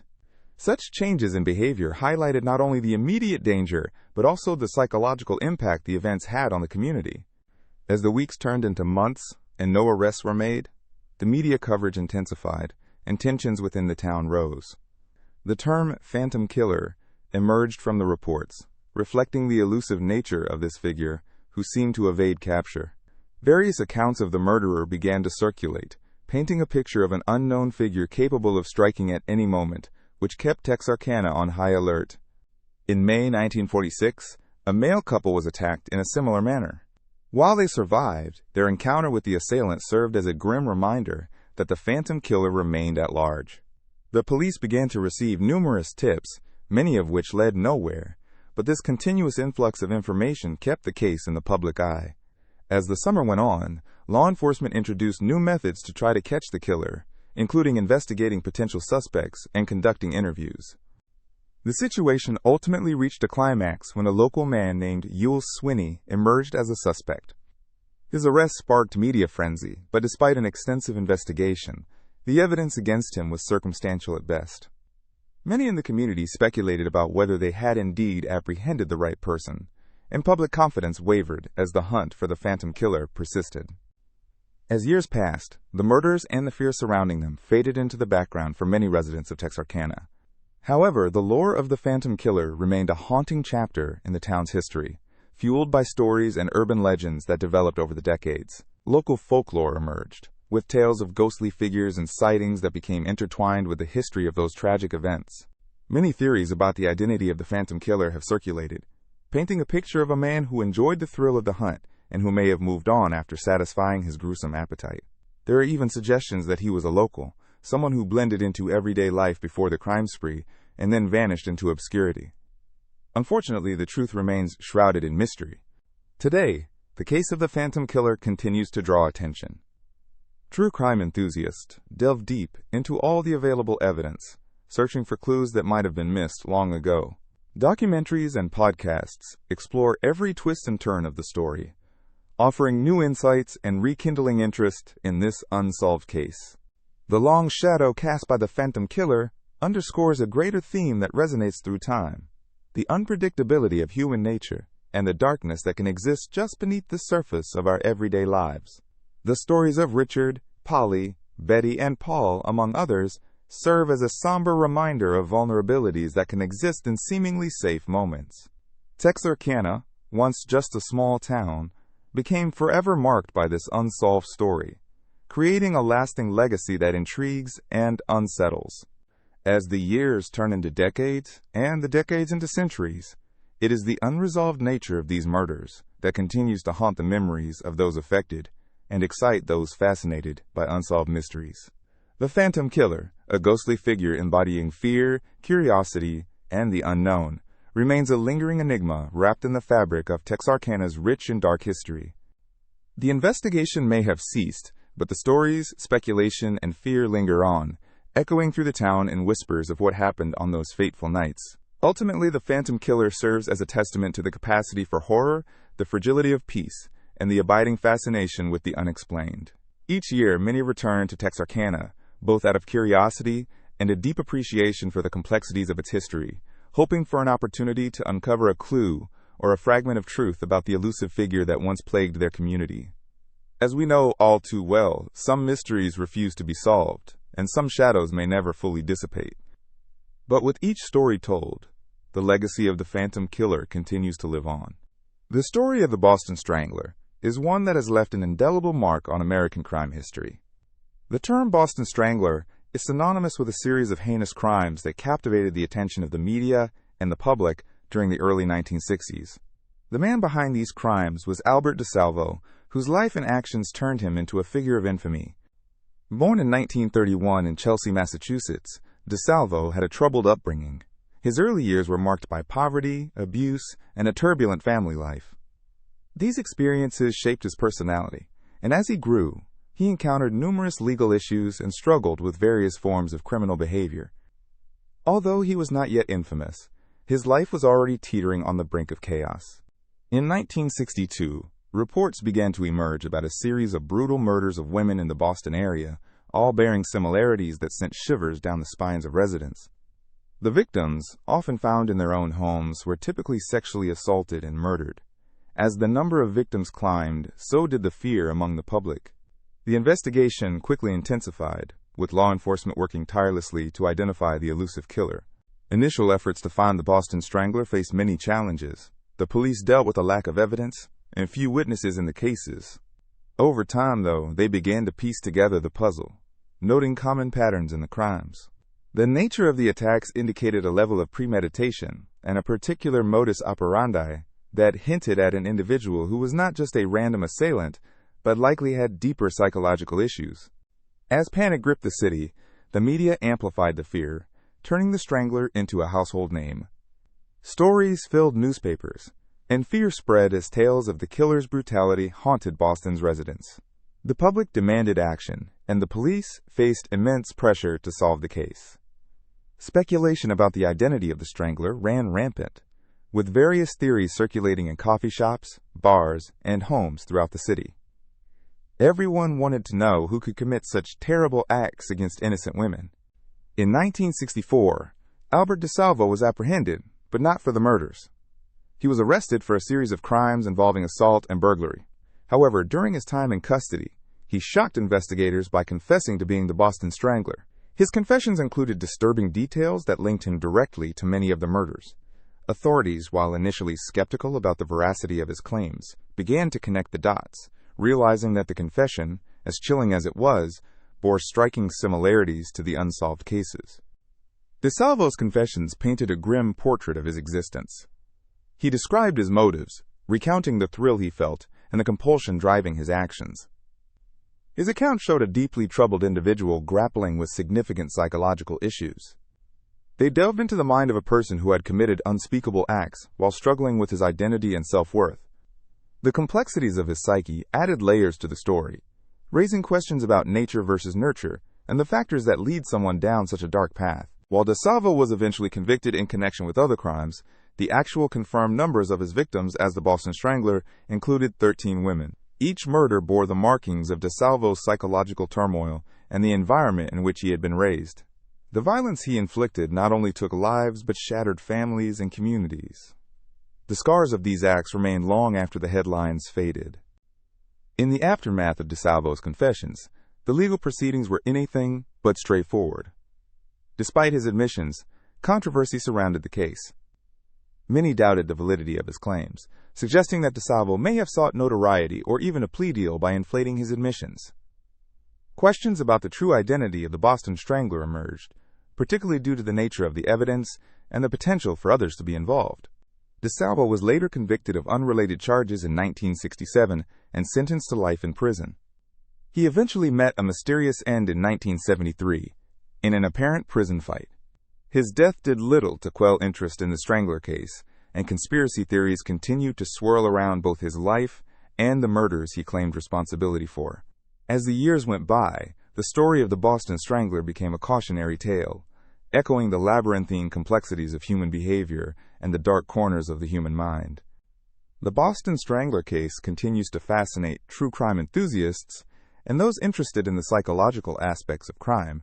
Documentaries, books, and films have been produced that aim to decode the mystery surrounding DeSalvo and the murders. The case poses significant questions about the justice system, mental illness, and the impact of crime on society at large. While the details may fade over time, the haunting legacy of the Boston Strangler remains a poignant reminder of the darkness that can reside within individuals and the challenges law enforcement faces when attempting to untangle the web of human motivations and behaviors. The impact of DeSalvo's actions reached far beyond the 1960s, influencing public perception of crime, mental health, and the complexities of understanding a murderer's mindset. The story of the Boston Strangler is one that serves as both a grim narrative and a psychological exploration. It underscores the importance of understanding the underlying factors that contribute to criminal behavior, while also highlighting the ongoing challenges faced by society in grappling with the consequences of such actions. The heinous acts committed during this time serve as a stark reminder of the fragility of life and the need for ongoing dialogue about crime, justice, and humanity. Far from being merely a shocking story of a killer, it's a deeper tale that reflects the nuances and complexities of the human condition and the societal challenges that accompany it. In the fall of 2002, a series of deadly shootings in the Washington, D.C. metropolitan area gripped the nation in fear and confusion.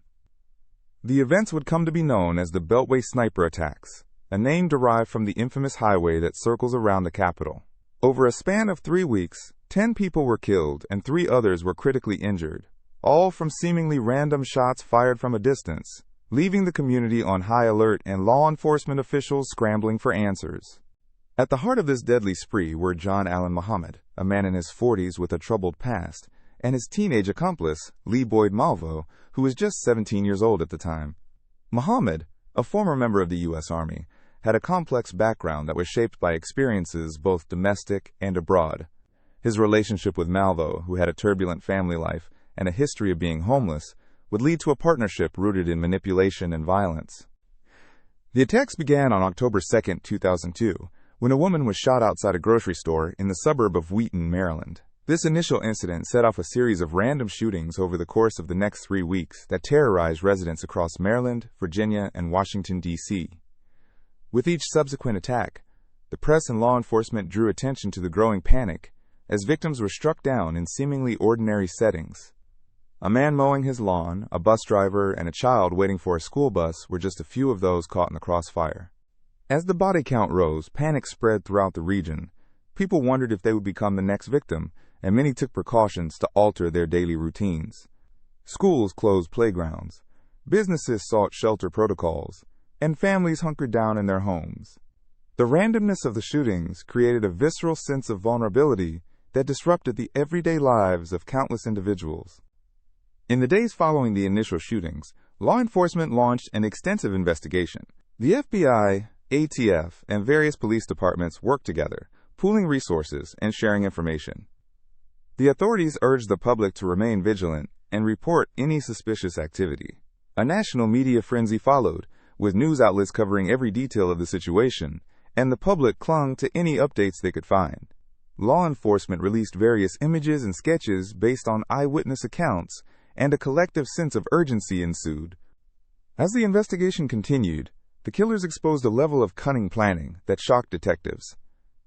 Muhammad and Malvo used a modified vehicle, which allowed them to shoot from the trunk while remaining hidden from view. This tactical advantage gave them the ability to strike quickly and then vanish without a trace. The pair left clues, including a cryptic message scrawled on a tarot card that read, "I am God." This message intensified the mystery surrounding their motives and instilled further fear within the community. After nearly 3 weeks of terror, the end of the sniper spree came on October 24, 2002. A tip-off led police to notice a suspicious vehicle parked outside a rest area in Maryland. Inside the car, officers found Muhammad and Malvo, asleep and armed. The immediate arrest marked the end of a chaotic chapter that had deeply affected the morale of an entire region, leaving communities yearning for safety and normalcy. As news broke of the arrest, shockwaves reverberated throughout the country. The investigation unveiled that Muhammad had a manipulative hold over Malvo, who had been conditioned to follow his lead through emotional and psychological abuse. Their partnership was complex, driven by a shared desire for chaos and destruction, which darkly intertwined their fates. The court cases that followed would further illuminate the grim reality of their actions. John Allen Muhammad was tried and convicted, earning a death sentence in Virginia. Leopold Malvo, however, was given a life sentence without the possibility of parole. The complexities of his youth and the psychological influence exerted by Muhammad led many to advocate for a reconsideration of his sentence, exploring the themes of redemption and accountability. The Beltway sniper attacks had a profound, long-lasting impact on legislative discussions about crime, gun control, and public safety. It instigated conversations about mental health resources, particularly for young people, and the role of media in shaping public perception during crises. In the aftermath, the tragedy underscored the need for communities to come together in support of victims, survivors, and their families. The memory of those who were lost remains a poignant reminder of the fragility of life. Communities continue to honor the victims while striving to ensure safety and prevent similar occurrences in the future. The Beltway sniper saga evolved into a case study on fear, violence, and the responsibilities of individuals and the state in safeguarding public well-being, an important chapter in the country's history that teaches lessons about vigilance, preparedness, and community resilience. In retrospect, the horrifying events of 2002 serve as a testament to both the darkest capacities of humanity and the strength found in collective healing. The fear that engulfed the D.C. area ultimately forged a deeper sense of unity within the community, becoming a critical turning point in the conversation about the balance between safety and freedom in America. In the vast expanse of the Atlantic Ocean, a mystery unfolded in 1872 that would capture the imagination of countless people for generations. The ship at the center of this strange story was the Mary Celeste, a merchant brigantine that set sail from New York City to deliver a cargo of industrial alcohol to Genoa, Italy. Little did anyone know it would become one of the most enduring maritime mysteries in history. The Mary Celeste was constructed in 1861 and had a somewhat troubled start to her career. She changed ownership several times and was viewed with skepticism by some in the shipping industry who believed her to be unlucky. Yet her voyages were generally successful, and she became known for her sturdy construction and reliable performance. In late 1872, she embarked on a journey that would render her infamous. On November 7, 1872, the Mary Celeste departed port in New York under the command of Captain Benjamin Briggs. He was accompanied by his wife Sarah, their 2-year-old daughter Sophia, and a crew of 7 seasoned sailors. As the ship sailed into the vast blue of the Atlantic, she began what would become an ill-fated journey into oblivion. After a few weeks at sea, the Mary Celeste was due to be spotted by another ship. On December 5, 1872, the ship Dei Gratia, commanded by Captain David Morehouse, came across the Mary Celeste adrift in the ocean, its sails flapping listlessly in the wind. Observing the condition of the vessel, the crew of the Dei Gratia noted that the Mary Celeste appeared to have been abandoned. Its lifeboat was missing, and there was an eerie stillness enveloping the ship, but, remarkably, the ship itself was intact and seaworthy. This is where the mystery deepened. Upon boarding the Mary Celeste, the crew of the Dei Gratia began searching the ship for any signs of life. What they found was both puzzling and unsettling. The last entry in the ship's log was dated November 25th, indicating that the vessel had been sailing smoothly for days before discovering it in its current state. Food and personal belongings were undisturbed in the galley, the cargo was largely secure, and the ship was equipped with enough provisions to sustain the crew for several weeks. However, the absence of the Mary Celeste crew was a glaring detail. Why would a captain and his men abandon a ship that was in good working order? Theories began to circulate about what might have happened. Some speculated that the crew might have sensed danger or rising water from a leak and decided to flee in the lifeboat. But there was no evidence of any distress or a situation that would warrant immediate evacuation. Various explanations were proposed, each more fantastical than the last. Some suggested pirate attacks, while others thought it could have been a mutiny. A popular theory emerged that the alcohol cargo might have leaked, creating vapors that could have led the crew into a panic, forcing them to abandon the ship that they believed was about to explode. Yet, the cargo was found intact, leaving this speculation unsubstantiated. Another theory built up over the years was that the crew had encountered a sea monster or supernatural force that drove them to abandon ship. Tales of sea monsters and supernatural happenings on the ocean were not uncommon during the 19th century, and such beliefs echoed the fears of mariners facing the unpredictable powers of the ocean. The truth, however, remains elusive. The Mary Celeste continued to float, her mystery lingering. The ship was eventually salvaged by the crew of the Dei Gratia and taken to Gibraltar, where a court of inquiry convened to examine the affair. They probed through testimonies and evidence, ultimately concluding that the abandonment was likely an act of abandonment, without declaring anyone criminally liable. The Mary Celeste returned to service, sailing under different names and owners, but the enigma of her ghostly journey persisted. Stories were told, embellishing the mystery and capturing the fever of the public's imagination. Books, movies, and documentaries have been produced, each seeking to either uncover the truth or fan the flames of intrigue surrounding the famous ghost ship. The story has become a cultural touchstone for tales of the unexplained, leading many to wonder what might have transpired on that fateful voyage.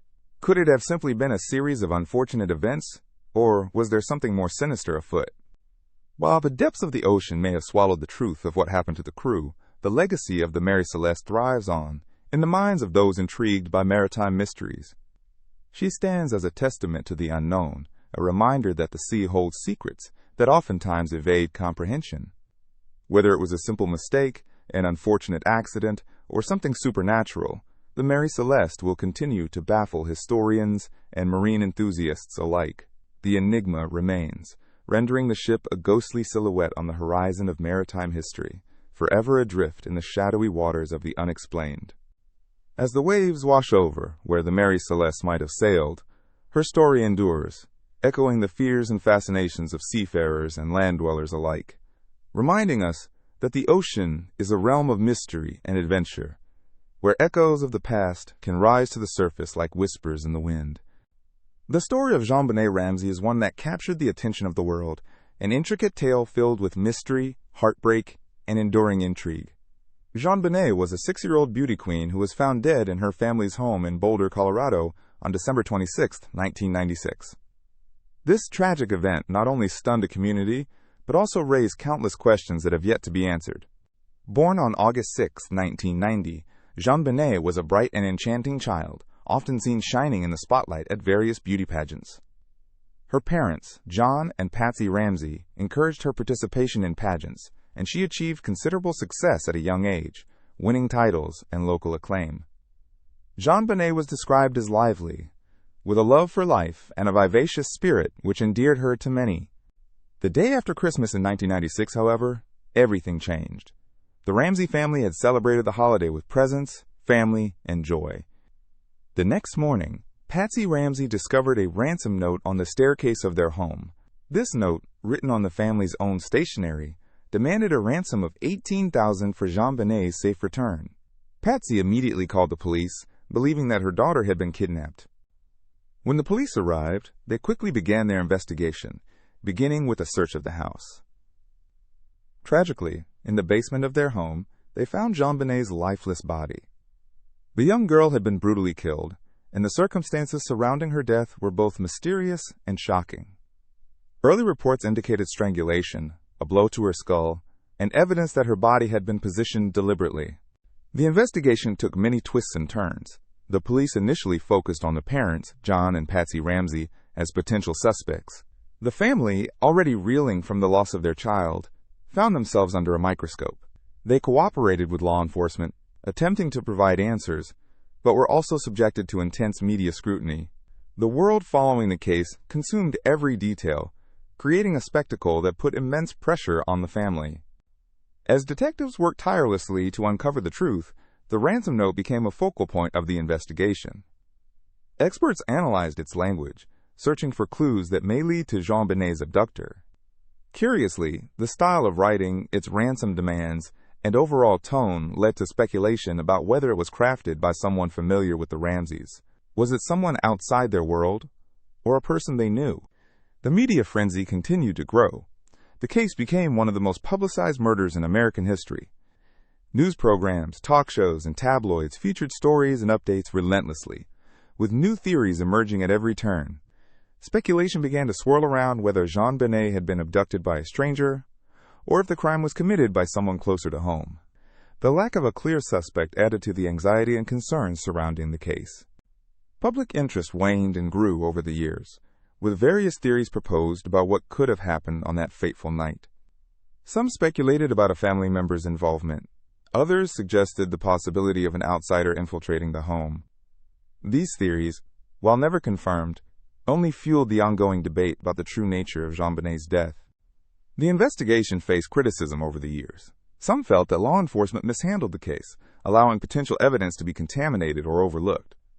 As time passed, new technologies emerged in forensic science, offering potential avenues for investigation that had not previously existed. Cold case specialists began looking at the evidence with fresh eyes, seeking to bring justice for JonBenét. As time has gone on, books, documentaries, and podcasts have delved deep into the mystery, examining every angle. Each new piece of information or speculation tends to revive public interest in the case. Some people believe it is essential to keep JonBenét's story alive, not just as a tragic tale, but as a symbol of the importance of justice for victims and their families. JonBenét's murder has sparked dialogue on several significant topics, including child safety, media ethics, and the effectiveness of police investigations. The influence of media coverage, particularly in high-profile cases, has been scrutinized. The lessons learned from this case about privacy, ethical reporting, and the impact of public opinion continue to hold relevance today. As years turned into decades, JonBenét's legacy grew, serving as a reminder of the fragility of life. Each anniversary of her death brings forth renewed discussions of justice, innocence, and the necessity of closure for a family devastated by loss. JonBenét's story continues to resonate with the public, drawing attention to unsolved cases and the families left searching for answers. Ultimately, the murder of JonBenét Ramsey is not just a story of a young girl taken too soon, but also a reflection of societal issues, the deep impact of tragedy, and the unyielding quest for truth.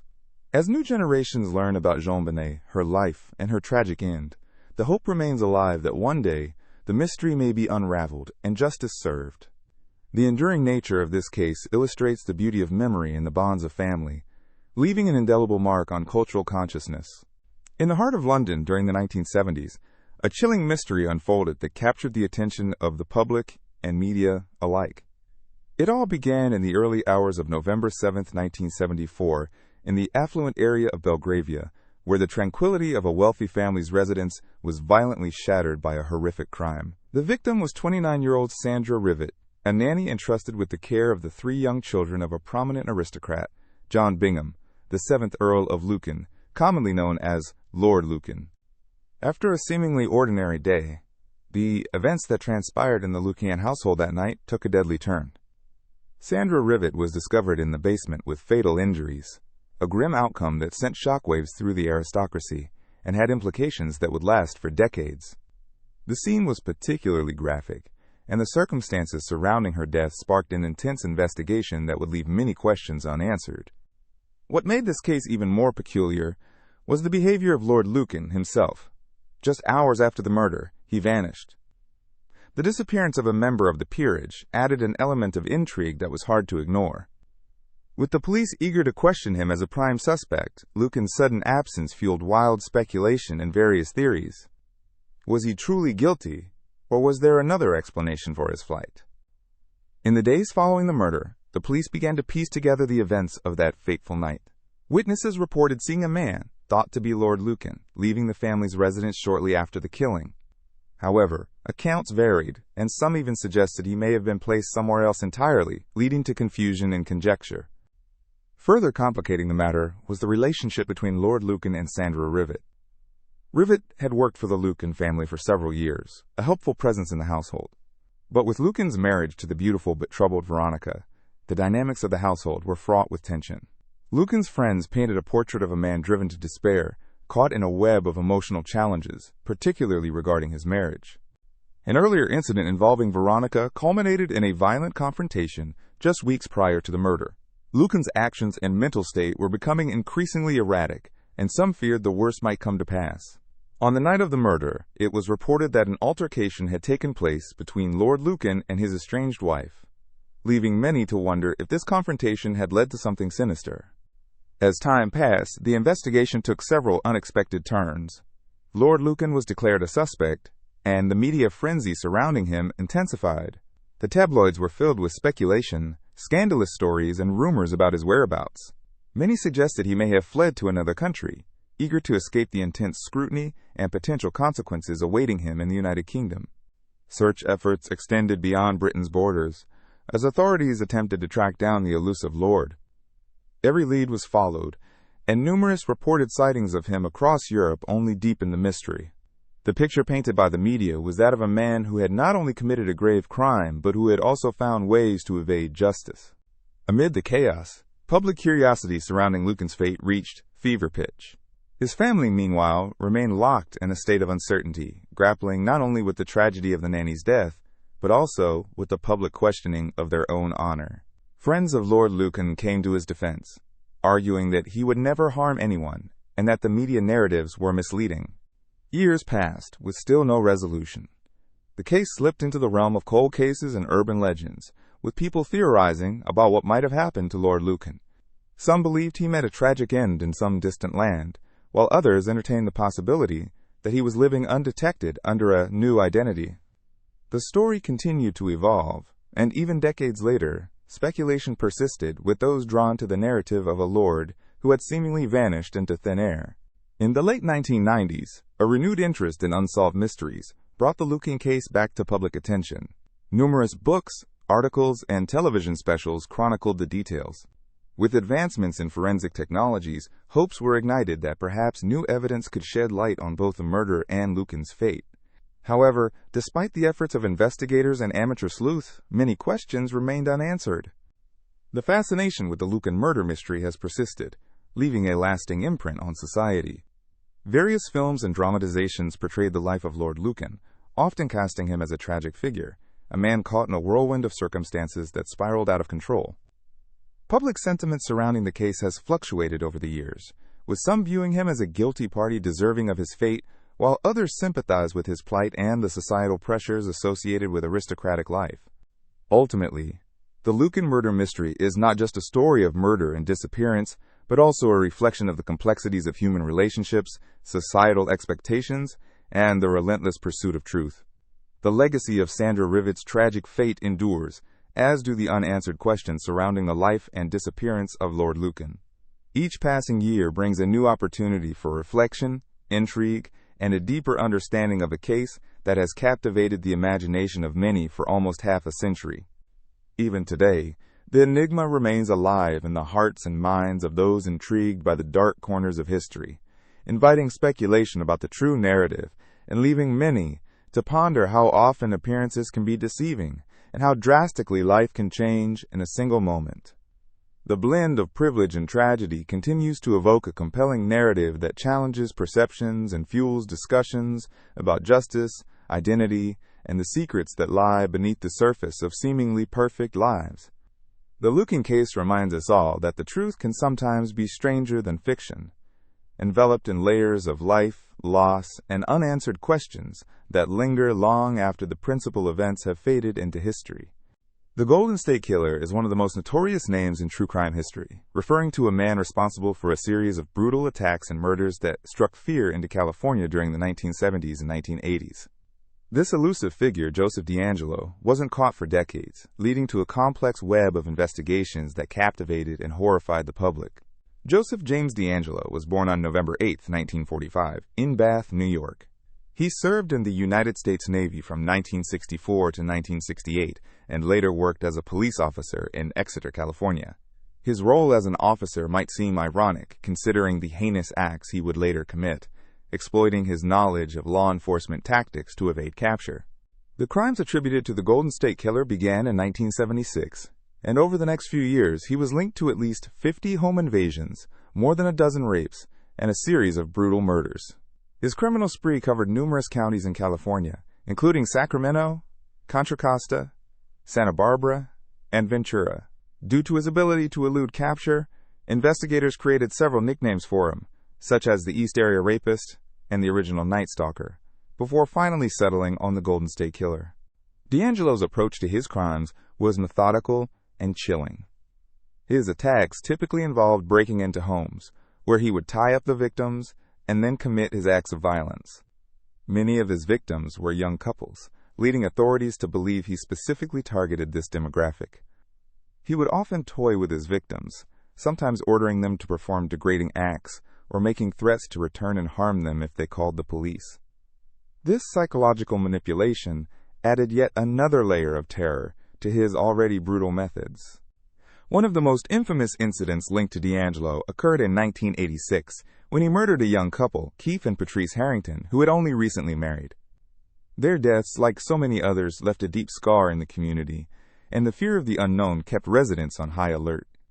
News reports at the time chronicled the unfolding drama, detailing how the Golden State Killer successfully eluded numerous law enforcement attempts to stop him. Technological advancements played a crucial role in the eventual capture of Joseph DeAngelo in 2018. The introduction of DNA evidence and genealogy websites changed the landscape of criminal investigation, allowing authorities to finally make a match between the crime scene DNA and DeAngelo. Someone had uploaded their family tree to a genealogy site, which identified DeAngelo as a suspect through genetic connection. This innovative approach marked a turning point in criminal investigations, setting a precedent for how law enforcement might solve cold cases in the future. On April 24, 2018, DeAngelo was arrested at his home in Citrus Heights, California, after a tip from a dog walker led police to surveil him. They collected DNA from his discarded items, and within days, it was confirmed that he was the long-sought Golden State Killer. Following his arrest, the victims and their families finally had a glimmer of hope for justice as they awaited the legal proceedings against him. After being charged with multiple counts of murder, kidnapping, and sexual assault, DeAngelo's complex behavior in court revealed much about his character. Throughout the proceedings, he exhibited signs of remorse and confusion, but many observers noted a chilling detachment in his demeanor. Despite his claims of being mentally ill and his attempts to deflect responsibility, the overwhelming evidence against him painted a different picture. In 2020, Joseph DeAngelo pled guilty to 13 charges of first-degree murder and 13 counts of kidnapping. As part of the plea deal, he would avoid the death penalty and instead face a life sentence without the possibility of parole. This resolution brought a measure of closure to many victims' families who had suffered for decades. The story of the Golden State Killer resonates deeply in public consciousness, reflecting on themes of fear, societal vulnerability, and the pursuit of justice. The investigation inspired numerous books, documentaries, and television series, all aiming to piece together the terrifying narrative surrounding DeAngelo. Such retellings keep alive the stories of the victims, ensuring that they are not forgotten in the shadow of their assailants' infamy. DeAngelo's case emphasizes the impact of crime on communities, shaping how we think about safety, justice, and the complexities of human behavior. For years, his reign of terror left a mark not only on direct victims, but also created ripples of fear that spanned far beyond. As technology evolves and law enforcement techniques advance, the hope remains strong that such resilience can continue in the pursuit of truth and accountability. The ultimate capture of the Golden State Killer served as a reminder that even the most elusive individuals can be brought to justice, and it encouraged many to reflect on the interactions between society and crime. His story is one of darkness, but also one of perseverance, and it continues to inspire discussions about safety, prevention, and the importance of vigilance in our communities. The Golden State Killer case remains one of the most significant examples of how a community can come together in the face of fear, relying on both the advancements in forensic technology and the tireless efforts of law enforcement. Many hope that continued collaboration will prevent future tragedies and highlight the importance of collective safety and justice. Though the past cannot be changed, the legacy of those who suffered at the hands of Joseph DeAngelo carries forward, reminding us of the resilience of the human spirit and the enduring quest for truth. Dennis Rader, known as the BTK Strangler, is one of America's most notorious serial killers, infamous for his reign of terror in Kansas. The name BTK stands for Bind, Torture, Kill, which succinctly summarizes the chilling methodology he employed in his gruesome crimes. Rader's heinous acts and the chilling way he taunted law enforcement and the community left a lasting impact on the psyche of the nation. Born on March 9, 1945, in Pittsburgh, Kansas, Rader's early life was seemingly ordinary. He was the second of 4 children in a strict household. Growing up, he exhibited troubling behavior that went unnoticed, alongside an obsession with violent fantasies. Despite this, he was able to live a double life, becoming an official in the community and a family man, all while harboring dark secrets. Rader's killing spree began in the 1970s. His first known victim, 28-year-old Josephine Otero, was murdered in January 1974. Rader broke into her home, bound her and her children, and ultimately took their lives. This marked the beginning of a series of murders that spanned over 3 decades. Rader's modus operandi was meticulous. He would stalk his victims, often breaking into their homes to observe their daily lives before making his move. Each case was chillingly similar. Rader would bind, torture, and kill his victims, leaving behind a trail of terror in Kansas. The victims included both men and women, but he often targeted women who lived alone, such as Catherine Bright and Shirley Vian. Each crime scene was a calculated display of violence, but what was perhaps most unsettling was Rader's pattern of sending letters to the police and local media, taunting them about his ability to evade capture. The letters were meticulously crafted, outlining his gruesome acts and expressing his satisfaction with the terror he instilled. Rader escalated his correspondence over the years, creating a twisted relationship with the media and the law enforcement agencies tasked with stopping him. He referred to himself as the BTK Strangler in these letters, further embedding himself into the public consciousness as a figure of fear. During his killing spree, Rader was able to maintain a facade of normalcy. He was a devoted husband, father, and active member of his church in Park City, Kansas. This duality in his life added to the horror of his crimes, as those closest to him were completely unaware of the monster hiding within. Rader even served as a Cub Scout leader and volunteered in various community activities, leading many to believe he was a pillar of society. Over the years, Rader's killings became less frequent, but the horror was not over. In 1991, after a decade-long hiatus, Rader resumed his deranged activities, committing another murder in the Wichita area. However, it wasn't until 2004 that Rader was finally captured, leading to a shocking turn of events. The capture of Dennis Rader was largely due to his own hubris. In 2004, Rader sent a new letter to the media, but he made a critical mistake by inquiring whether a floppy disk he sent could be traced back to him. This would ultimately lead investigators to his door, as they were able to connect the disk to his computer at church.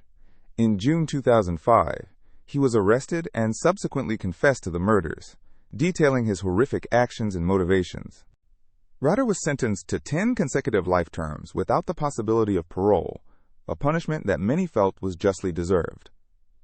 His trial was sensational, as many were eager to hear the killer's own words about his motivations and how he justified his heinous acts. During the trial, he displayed an unsettling lack of remorse, describing his gruesome acts without hesitation and demonstrating a chilling detachment from the suffering he caused. The story of Dennis Rader is a complex one, deeply intertwined with the themes of manipulation, control, and the insidious nature of evil. He didn't just commit terrible acts, he played games with the hearts and minds of the community, leaving behind a psychological scar that remains to this day. His actions instigated discussions on violence, mental health, and the deep-seated issues relating to crime and society. Following his capture, Rader became a subject of public fascination. Documentaries, books, and an array of media coverage emerged, analyzing his psyche and the reasons behind his gruesome actions. In many ways, he became a cautionary tale about the danger of obscured evil lurking behind a seemingly normal facade. The impact of Rader's crimes extended well beyond the initial acts of violence. Families of the victims found themselves grappling with the aftermath for decades. The community had to come to terms with the fear that had gripped them during Rader's active years. Children took to sleeping with their windows locked, and parents became more vigilant, leading to a culture of anxiety and distrust. Although he is now behind bars, the legacy of Dennis Rader persists. He serves as a reminder of the darkest aspects of human nature and the capacity for individuals to commit unspeakable acts while appearing normal on the surface. Rader's story is not merely one of crime. It's a complex web of psychological manipulation, societal response, and the search for understanding in the wake of incomprehensible tragedies. As a case study, it raises countless questions about nature versus nurture, the psychology of serial killers, and the extent to which society needs to be aware of the monsters that walk among us. Dennis Rader, the BTK Strangler, has become a figure in the annals of criminal history, a character both feared and analyzed, leaving many to wonder about the hidden darkness in the everyday world. The Backpacker Murders refer to a series of harrowing crimes that took place in the early 1990s in the Belanglo State Forest area of New South Wales, Australia. This chilling narrative focuses on the manhunt, and the revelations that unfolded around these cases that captivated the nation and drew attention from around the world. Commencing in 1992, the gruesome string of murders primarily targeted young backpackers who were traveling through Australia and seeking adventure. These individuals often hitched rides along the highways, a common practice among travelers in Australia, particularly in the picturesque landscape that the country has to offer. Belanglo State Forest, located roughly 2 hours from Sydney, became infamously known as the location where many of these young lives were tragically cut short. The first victim was British tourist Peter Falconio, who disappeared in July 2001 while traveling with his girlfriend in the Northern Territory. Although this particular incident occurred later, it ignited an intense focus on the dangers that white British backpackers faced. The unsolved case of Falconio's disappearance led to renewed scrutiny of the broader issues related to hitchhiking safety in rural areas like Belanglo State Forest, known for its isolated yet beautiful surroundings. However, the notorious incidents surrounding the backpacker murders specifically revolved around 7 confirmed victims found in the Belanglo State Forest. The authorities worked tirelessly to connect these heinous acts to a common perpetrator. The body of the first known victim, Caroline Clark, was discovered in 1992, igniting an investigation that would span years and shake communities built on trust and adventure. As investigators delved deeper into the case, reports began to emerge of a chilling pattern. These victims shared similar backgrounds. They were often young, adventurous individuals from various countries. The horror escalated further when authorities discovered that the victims had been subjected to shocking violence before their deaths. The exploration into their disappearances painted a picture of a predator amid the wilderness, waiting for unsuspecting travelers to cross paths with him. The breadth of the investigation was massive. Police, hunters, and volunteers canvassed the Belanglo State Forest, searching for any sign of the missing individuals. The effort brought together communities and sparked nationwide fear and concern for the safety of travelers. Locals and visitors alike became more aware of the dangers that lay beneath the seemingly serene surface of Australia's forests. With each victim discovered, the gravity of the situation sank deeper into public consciousness. The case gained traction in the media, capturing headlines and overwhelming newsstands.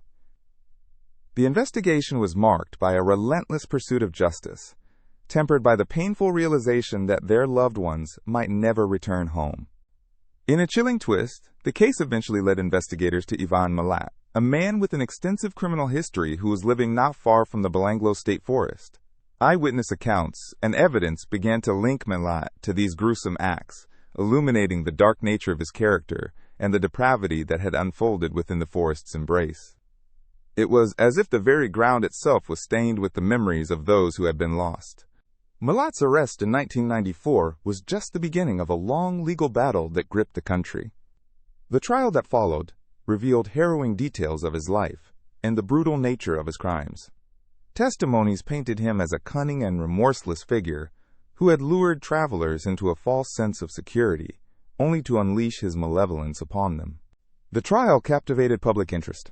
Courtroom sketches adorned the pages of newspapers, and television channels broadcast proceedings live. It was a stark reminder of the fragility of life and the terrifying potential that exists in humanity. The visceral emotions evoked during the trial brought the public together in collective horror, solemnly honoring the victims whose lives were tragically cut short. In 1996, Ivan Milat was convicted of 7 counts of murder, resulting in a life sentence without the possibility of parole. His actions left a lasting scar on the fabric of Australian society, transforming how people perceive safety during their travels. Discussions about hitchhiking, backpacking, and wilderness exploration took on new considerations, focusing on precaution, awareness, and the importance of vigilance while on the road. Even to this day, the legacy of the backpacker murders serves as a chilling reminder of the potential dangers that can lie hidden in the most beautiful places. This case invited scrutiny into the lives of travelers, as they weighed their desires for freedom against the necessity for safety. Societal attitudes began to shift with a greater emphasis on responsible travel practices, encouraging individuals to stay connected with friends and family and share their itineraries when exploring remote areas. The chilling nature of these crimes has woven itself into the cultural narrative of Australia, with documentaries and recounts exploring not just the murders themselves, but the societal responses that followed. It's a complex mix of fear, nostalgia, and awareness, diving into the intricate relationship between adventure and peril. In popular culture, elements of the backpacker murders have been depicted in films and series, reflecting the ongoing fascination that surrounds this dark chapter of criminal history. It's a morbid curiosity that threads through crime storytelling, as viewers grapple with the complexities of fear, morality, and what drives a person to commit such egregious acts. Ultimately, the backpacker murders continue to resonate in discussions about safety and freedom. As travelers set out into nature, they carry with them the historical baggage of the past, now more aware of the importance of caution and vigilance, while they seek the wonders that the world has to offer. It's a balance between adventure and the confines of safety, urging adventurers to remain alert and connected while traversing the open roads and wild landscapes of the world. In conclusion, the backpacker murders remain an indelible part of Australia's history. The precinct of Belanglo State Forest carries with it a story of lost lives, fear, and the need for continued vigilance.